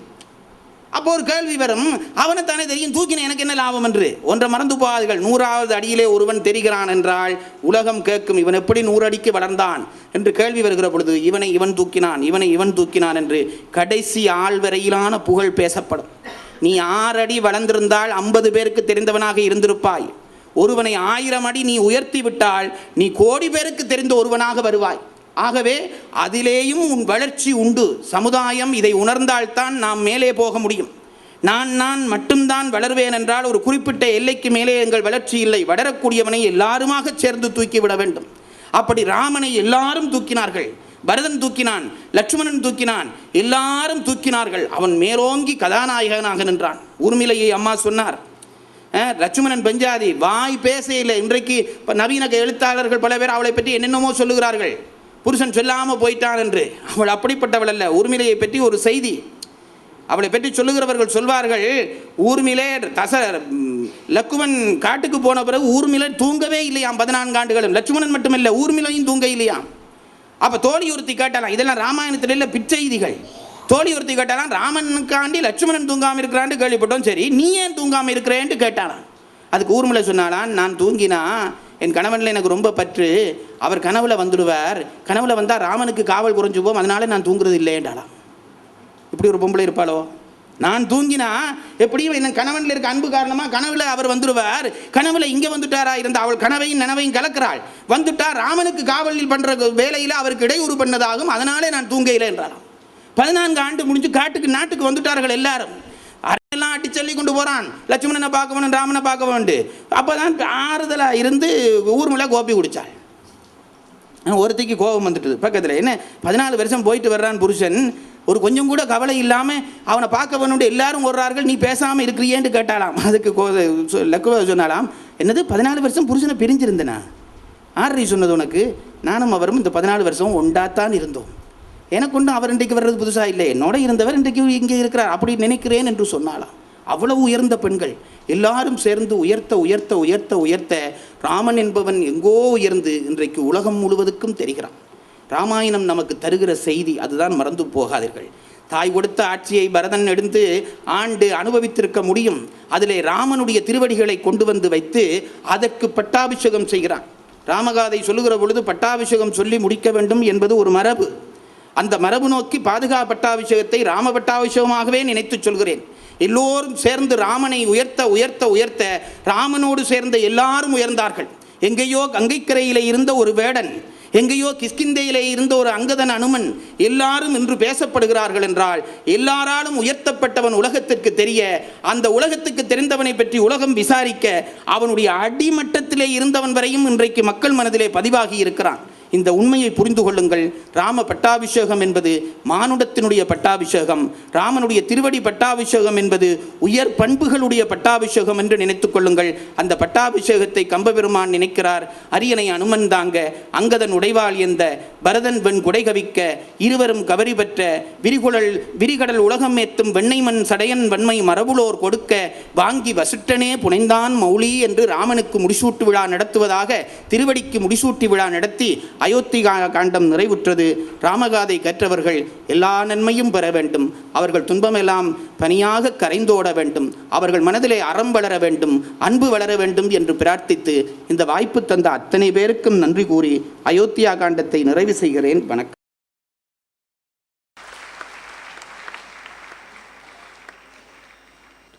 எல்லாம் வல்ல இறைவனுடைய திருவடிகளை என்னுடைய மனமொழிமைகளால் பணிகின்றேன். துறந்தார்த்தம் திருவடிகளுக்கு என்னுடைய பணிவார்ந்த வணக்கங்கள். அந்தன சிவாச்சாரியார்கள் பாதங்களை போற்றி மகிழ்கின்றேன். இன்றைய நிகழ்ச்சியினுடைய தலைவர், சொல்லப்போனால் நீதியினுடைய தலைவர், எங்கள் கழகத் தலைவர் நீதியரசர் அவர்களுடைய பாதாரவிந்தங்களுக்கு என் பணிவும் வணக்கமும். நான் மதிக்கின்ற அத்தனை பெருமக்களும் இந்த மேடையிலே இருக்கிறார்கள். தனித்தனி பெயர் சொல்லி நேரத்தை வீணாக்க விரும்பாமல் அத்தனை பேருக்கும் என் தலைதாழ்ந்த வணக்கங்களை உரைக்கிறேன். இந்த சபையில் இருக்கிற முகங்களை பார்க்கிறேன். ஒவ்வொருவரையும் தனித்தனி அவர்கள் பாதங்களில் விழுந்து வணங்க வேண்டும் என்ற உணர்வு எழுகிறது. இது வெறும் பொய்மையான ஒரு வார்த்தை அல்ல, என் உள்ள உணர்வு. அத்தனை பேருக்கும் என் வணக்கங்களை தெரிவித்துக் கொள்கிறேன், சமர்ப்பித்துக் கொள்கிறேன். இங்கே என்ன பேசுவது என்பது ஒரு பிரச்சனை. ஒன்று பேசுவதானால் நிறைய பேச வேண்டும், இல்லாவிட்டால் ஒன்றும் பேசக்கூடாது. இதுதான் இப்பொழுது எனக்கு இருக்கிற மனநிலை. நிறைய பேசுகிற என்னுடைய மனநிலை உங்களுக்கு இருக்காது என்று தெரிந்தபடியால் ஓரிரு வார்த்தைகள் மட்டும் சொல்லி என் நன்றியுரையை நான் முடித்து கொள்ளப் போகிறேன். முதலிலே நான் நினைத்ததை ஒன்றை சொல்ல வேண்டும். என்மேல் அன்பு கொண்டவர்கள் நிறைய பேர் இருக்கிறார்கள், இந்த சமுதாயத்திலே இருக்கிறார்கள் என்பது என்னுடைய ஒரு கணிப்பு. எதிர்க்கிறவர்களும் இருக்கிறார்கள், அன்பு கொண்டவர்கள் நிறைய பேர் இருக்கிறார்கள் என்ற கணிப்பு தான் என் மனதிலே பெரும்பான்மையாக இருந்தது. இன்றைக்கு அந்த கணிப்பு இல்லாமல் போய்விட்டது. ஏனென்றால் நான் அன்பு கொண்டவர்கள், என்மேல் அன்பு கொண்டவர்கள் என்று யாரை நினைத்தேனோ அத்தனை பேரும் இங்கே வந்திருக்கிறார்கள். ஜெயராஜ் என்ற ஒரு மனிதனுக்கு வயது போவதிலே இவ்வளவு பேருக்கு சந்தோஷம் இருக்கிறதே என்று நினைக்கிற பொழுது எனக்கு ரொம்ப கவலை உண்டாகிறது. ஏனென்றால் என்னை பார்த்து இப்பொழுதும் 30 வயதா 35 வயதா என்று கேட்கிறவர்கள் எல்லாம் இருக்கிறார்கள். அந்த பாக்கியத்தை இந்த பாவிகள் கெடுத்தார்கள். அப்போ நான் கிழவனாகிறதுல உங்கள் இவ்வளவு பேருக்கும் இவ்வளவு சந்தோஷம் இருக்கிறதா என்ற ஒரு கேள்வி இன்றையிலிருந்து எனக்குள்ளே தொடங்குகிறது. நீதியரசர் அவர்கள், நான் தனித்தனி சொல்வதானால் எல்லாரையும் சொல்ல வேண்டும். ஜீவா அவர்கள் பேசினார்கள். அவர் 80 வயது. அந்த சத்தத்தை பாருங்கள், உங்களுக்கு தான் தெரியும், அந்த நாதம் குறையே இல்லை.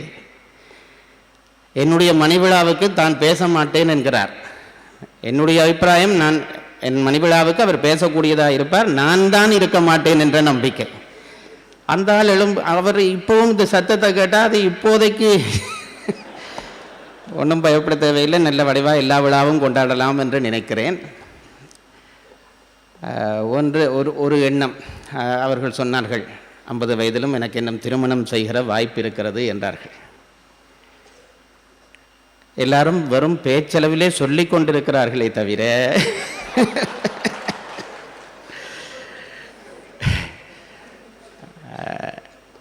நீதியரசர் அவர்களுடைய பாதங்களுக்கு ஒரு வேண்டுகோள். இனிமேல் ஒரு சுவைக்கேனும் கூட இந்த வார்த்தையை நீங்கள் சொல்லக்கூடாது என்று கேட்டுக்கொள்கிறேன். ஏனென்றால் அதனாலே சில தவறுகள் நிகழ்கிற வாய்ப்புகள் இருக்கின்றன. நான் அந்த நிலையை கடந்து பலகாலம் ஆயிற்று. அதை இந்த சமூகம் ஒத்துக்கொள்ள வேண்டும். என்னுடைய குருநாதர் இன்றைக்கு 20 ஆண்டுகளுக்கு முன்பு சொன்னார். அது 2 குருநாதர்கள், வித்வான் வேலனும் ராதாகிருஷ்ணன் அவர்களும் பேசி கொண்டிருக்கிற பொழுது ஒரு நாள் வேலன் சொன்னார், நான் என்னுடைய குருநாதர் வந்துவிட்டு போகிறார் என்று கவலையிலே அழுதேன். அப்போ இவன் ஒரு பொம்பளையாக மாறிட்டான் என்றார். அதுக்கு என்னுடைய பேராசிரியர் ராதாகிருஷ்ணன் சொன்ன பதில், அவன் பொம்பளையா மாற இல்லை, அவன் ஒரு தாயாத்தான் எப்பவும் இருக்கிறான் என்று சொன்னார். இதுதான் என் நிலை. எனக்குள்ளே ஒரு தாய் வாழ்கிறாள். அந்த தாய்க்கு ஒரு கல்யாணம் கட்டி பார்க்க ஆசையெல்லாம் இனிமேல் யாரும் பட வேண்டாம் என்பதை உறுதிபட நான் சொல்லிக்கொள்ள விரும்புகிறேன். இதற்கு மேலே சொல்வதானால் மங்கள இசையிலே இருந்து எல்லாருக்கும் நான் நன்றி சொல்ல வேண்டும். நான் ஓயல் படிக்கிற பொழுது எங்களுடைய புத்தகத்திலே, தமிழ் புத்தகத்திலே ஒரு கதை இருந்தது. எனக்கு அந்த கதை தான் ஞாபகத்துக்கு வந்தது. இந்த கதை என்றோடனே ஏதோ பெருசாக இவர் நீட்டி அடிக்க போகிறாருன்னு நீங்கள் பயப்பட தேவையில்லை. எனக்கு ஒரு பேச்சாளன் என்பதை விட ஒரு விழா அமைப்பாளன் என்ற பொறுப்புணர்ச்சி எப்பொழுதும் எனக்கு அதிகம். ஆகவே நான் நேரத்துக்கு விழாவை முடிப்பேன். அந்த கதை என்னவென்றால், ஒருவன் ஒரு சமுதாயத்திலே ஒரு ஏழை இருந்தான். அவனை யாரும் கவனிக்கவில்லை. அவனை ஆண்டு கூப்பிடுவர் கிடையாது, உபசரிப்பவர் கிடையாது, அன்பு செய்பவர் கிடையாது. ரொம்ப அனாதையாக இருந்தான். திடீரென்று அவனுக்கு ஏதோ ஒரு விதத்திலே பணம் வந்து சேர்ந்து விட்டது. அதற்கு பிறகு அவன் வீதியிலே போன நேரம், நடந்த நேரம், அந்த நேரம் எல்லாம் அவனை பார்க்கிறவர்கள் எல்லாம் உடனே சால்வையை இடுப்பில் கட்டி ஐயா வணக்கம் என்று மரியாதை செய்வார்கள். அவனுக்கு ஒரு வழக்கம் அந்த அவன் அப்படி எல்லாரும் அப்படி வணக்கம் சொல்லுகிற பொழுது, மரியாதை செய்கிற பொழுது அவன் என்ன செய்வானாம், அப்படி வணக்கம் சொன்னவுடனே உடனே அவன் வணக்கம் சொல்லிட்டு ஓம் நான் சொல்லுகிறேன் என்பானாம். இது ஒரு ஆறு என்னத்து சொன்னான், எங்கே கண்டு ஒரு வணக்கம் சொன்னால் ஓம் நான் சொல்லுகிறேன் வணக்கம் வந்துட்டு போயிடுவான். கண்ண நாளைக்கு பிறகு ஒரு அவனுடைய நண்பன், எனக்கு கதை மறந்து போச்சு, அடிப்படை இதுதான். நண்பன் கேட்டிருப்பான் போல இருக்குது, என்ன எல்லாரும் உனக்கு வணக்கம் சொன்னால் ஓம் நான் சொல்லுகிறேன், ஓம் நான் சொல்லுகிறேன் என்றா என்ன என்று சொன்னால், அவன் சொன்னான், நான் முந்தி இந்த ரோட்டால் எத்தனையோ தூரம் நடந்திருக்கிறேன்னு ஒருத்தனும் என்ன கும்பிட்டதும் இல்லை, வணக்கம் சொன்னதும் இல்லை. இப்போ எல்லாரும் சொல்கிறாங்க. அப்போ இவர் இந்த ஓம் நான் சொல்கிறேன் என்று சொல்லிவிட்டு ஒவ்வொரு நாளும் வீட்டுக்கு போய் சாமி அறையில் ஏதோ இருந்து, இல்லை கந்தசாமி சொன்னவர் உனக்கு வணக்கம், பொன்னுச்சாமி சொன்னவர், சுந்தரமூர்த்தி சொன்னவர் உனக்கு வணக்கம் வணக்கம்ட்டு இப்படியே சொல்கிறது. பெஞ்சாதி தான் கேட்டது, என்னப்பா என்ன சொல்கிறீங்கள்டா, இல்லை ரோட்டில் போய்க்கு இப்போ எல்லாரும் வணக்கம் சொல்கிறாங்க, முந்தி ஒருத்தனும் சொன்னதில்லை. அப்போ இப்போ வணக்கம் சொல்கிறதுன்றா அது ஆருக்கு, இந்த காசு வந்தபடியாக காசுக்கு, அதால் வணக்கம் சொன்னோன்னே நான் காசுக்கு வந்து ஒரு நாளும் சொல்கிறேன், நான் காசுக்கு உனக்கு கந்தசாமி உனக்கு வணக்கம் சொன்னவர் என்று இந்த காசுக்கு வணக்கம் சொல்கிறேன் ஒரு கதை படித்தது ஞாபகம். நானும் இப்போ அப்படி தான் நினைக்கிறேன். நான் ஒரு 25 வருஷத்துக்கு முதல் இருந்த என்னுடைய மனநிலை, அதில் எனக்கு ஒரு மாற்றமும் இல்லை. இது ஒன்றும் என்னில் ஒட்டாது. என்னுடைய இளைஞர்கள் எனக்கு பொன் விழா எடுக்க வேணும் என்று பெரிய சண்டையெல்லாம் பிடித்தார்கள் என்னோடு. இதில் ஒட்டுகிற ஆள் அல்ல, அது எனக்கு தெரியும். எனக்கு எந்த பதட்டமும் இல்லை, எனக்கு ஒரு பாராட்டு என்கின்ற ஒரு பரபரப்பு இல்லை. அதை தந்த இறைவனுக்கு நான் நன்றி சொல்கிறேன். இப்படியே தான் நான் சாகும் வரைக்கும் இருப்பேன், அதை நான் உறுதி சொல்ல முடியும்.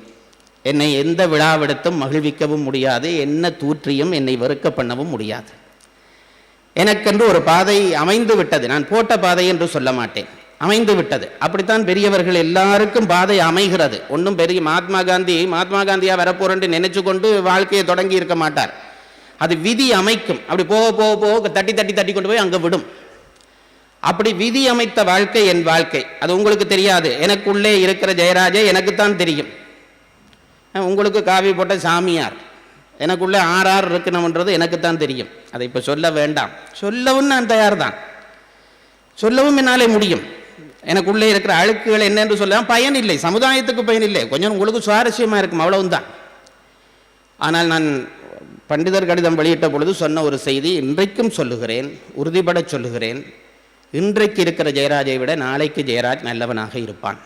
அதை நான் இந்த சமுதாயத்துக்கு நம்பிக்கையாக சொல்லுகிறேன். என்னை ஒவ்வொரு நாளும் திருத்துகிறேன், ஒவ்வொரு நாளும் திருத்த முயற்சிக்கிறேன், திருத்துகிறேன். முற்றாக திருந்தி விட்டேன் என்று சொல்ல மாட்டேன். நேற்றிருந்தவனை விட இன்றைக்கு நான் நல்லவன், நாளைக்கு அதை விட நல்லவனாக இருக்க முயற்சிப்பேன். இதுதான் என் வாழ்க்கை.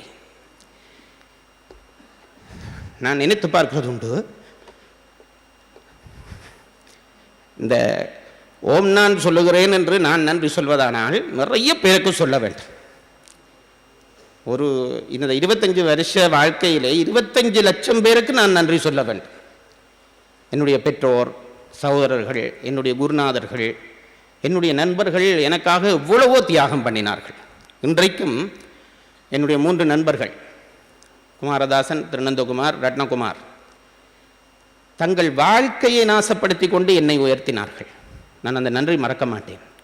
இது சொல்வதற்காக நான் சொல்லவில்லை. நான் நினைத்து பார்க்கிறேன், இந்த உயர்ச்சி என்பது நீங்கள் நினைக்காதீர்கள், ஒரு நாளும் தனி மனிதன் உயர முடியாது. ஒரு சமூகத்துக்குள்ளே போகிற பொழுது சமூகம் தட்டி தட்டி உயர்த்தும். அதற்கு பல பேர் தியாகம் செய்வார்கள். இன்றைக்கு இந்த பெரிய பெரிய பெரிய மனிதர்கள் எல்லாம் பாராட்டுகிற ஜெயராஜ் ஒன்றும் ஏதோ இப்படி ஜெயராஜா பிறந்தவன் இல்லை. எத்தனையோ பேர் தோள் கொடுத்து என்னை உயர்த்தினார்கள். எனக்கு தெரியும், இந்தியாவுக்கு படிக்கிறதுக்கு நாங்கள் பண்ணின கோளாறு ஒரு அளவில்லை. படிக்கிறதுக்கு என்னை அனுப்பினார்கள். படிக்கிறதுக்கு அனுப்பினார்கள். ரொம்ப இந்தியாவில் அட்மிஷன் எடுத்து கம்பன் அடிப்படி உனக்கு அழகப்பா கல்லூரியில் உனக்கு அட்மிஷன் தருகிறேன், போ படிக்க புறப்பட்டு விட்டேன். புறப்பட்டால் நான் படிக்க போகிற காசு இல்லை. இப்போ மாதிரி காசு இந்த வெளிநாட்டிலேருந்து வந்து விழுந்த யாழ்ப்பாணம் இல்லை, நாங்கள் வாழ்ந்த யாழ்ப்பாணம். காசுக்கு கஷ்டம், வீட்டில் வசதி இல்லை. என்னுடைய நண்பன் மாணிக்க கந்தசாமி இருக்கிறார்கள், அவருடைய அக்கா இந்த சபையில் இருப்பார் என்று நினைக்கிறேன், தங்கேஸ்வரி என்று பெயர். அந்த தெய்வம் எனக்கு காப்பை கலட்டி தந்தது, இதை கொண்டு போய் வித்துட்டு போவோம். இன்றைக்கு பிள்ளைக்கு செய்ய மாட்டார்கள்.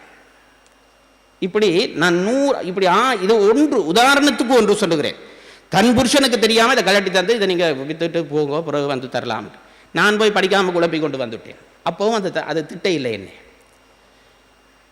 இந்த புண்ணியமூர்த்தி என்ன சாட்சிக்கு இருக்கிறார், சின்ராசா என்ற ஒரு மேதை, தவில் மேதை. நான் இந்தியாவிலும் அப்படி ஒரு கலைஞனை சந்திக்கவில்லை, அவ்வளவு ஆளுமை பெற்ற ஒரு கலைஞனை. அந்த மேதை எனக்காக ரோட்டில் விளக்கிட்டு நடந்து வந்தது. அப்ப ஜெயராஜ் ஒருத்தருக்கும் தெரியாது, ஜெயராஜ் அப்போ ஒருவருக்கும் தெரியாது. இந்த மனுஷன் கார் ஓடிக்கொண்டு போகுது, பக்கத்தில் இருந்து கொண்டு என்னை கொண்டு போய் நான் அதை ஒரு கட்டுரையாக எழுத வேண்டும் என்று மனதுக்குள்ளே இருக்கிற அந்த சின்ராசா என்ற அந்த மனிதனிடம் நான் கண்ட ஆளுமை. எப்பேற்பட்ட மனிதர்கள் எனக்காக பாடுபட்டிருக்கிறார்கள். இன்றைக்கு நான் வெளிச்சத்திலே நிற்கிறேன். எனக்கு பின் நிழலுக்குள்ளே எத்தனையோ தெய்வங்கள் மறைந்திருக்கின்றன, நான் அதை மறக்க மாட்டேன். ஆகவேதான் இந்த பாராட்டு எனக்கு என்ற உணர்ச்சி எனக்கு இல்லை, சத்தியமாக இல்லை. என் மனதை ஒரு காலமும் இந்த உணர்ச்சி பாதிக்காது, நான் ஆணவப்பட மாட்டேன், இதை உறுதிப்பட சொல்லுகிறேன். எனக்கு பின்னாலே எனக்கு பிள்ளைகள் தம்பி போல இருந்தார்கள், எனக்கு பிள்ளைகள் போல இருந்தார்கள். இவ்வளவு பேரும் செய்த முயற்சி தான் இந்த விளைவு. என் பெற்றோர்கள் என்னை என் இஷ்டத்துக்கு விட்டார்கள். நெருக்குபடி பண்ணியிருந்தால் நான் வந்திருக்க முடியாது. நான் பெற்றோர்களுக்கு சொல்லக்கூடிய ஒரு ஆலோசனை, முக்கிய ஆலோசனை, பிள்ளைகளை இயற்கையாக விடுங்கள், அவன் பெரிய ஆலவிருட்சமாக வருவான். இப்போ எல்லாம் ரெடிமேட் அதை படிப்பு இதை படிப்பு, அந்த டியூஷனுக்கு விடு இந்த டியூஷனுக்கு விடுன்ட்டு பூச்செடி இந்த சாடியில் பூக்கண்டு வளர்க்குற மாதிரி வளர்க்குறார்கள். சாடியில் வளர்க்குற கண்டு நிழல் கொடுக்காது. என்ன சும்மா விட்டுதுகள், என் அம்மா அப்பா என்னை இஷ்டத்துக்கு விட்டுட்டார்கள். அங்கே அடிபட்டு இங்கே அடிபட்டு நானா நிமிர்ந்த நிமிர்வு தான் இன்றைய வாழ்க்கை. எனக்கு பின்னாலே எத்தனை பேர் என்னை தூக்கி விட்டார்கள், அந்த நன்றியோடு நினைக்கிறேன். எனக்கு வாய்த்த குருநாதர்கள், நான் செய்த தவம். ஒரு மனிதன் நன்றாக வருவது அவன் கட்டித்தனத்தில் பாருங்க, அது விதி அமைய வேண்டும், எனக்கு தெய்வம் அமைய வேண்டும், எல்லாம் அமைஞ்சு நான் உயர்ந்தேன். எனக்கு ஒரு பெருமை இன்றைக்கு தருகிறது, உலகம் தருகிறது. அந்த பெருமைக்கு காரணமானவர்கள் 1000 பேர் இருக்கிறார்கள். அவர்கள் திருவடிகளை வணங்குகிறேன், விடைபெறுகிறேன். நன்றி.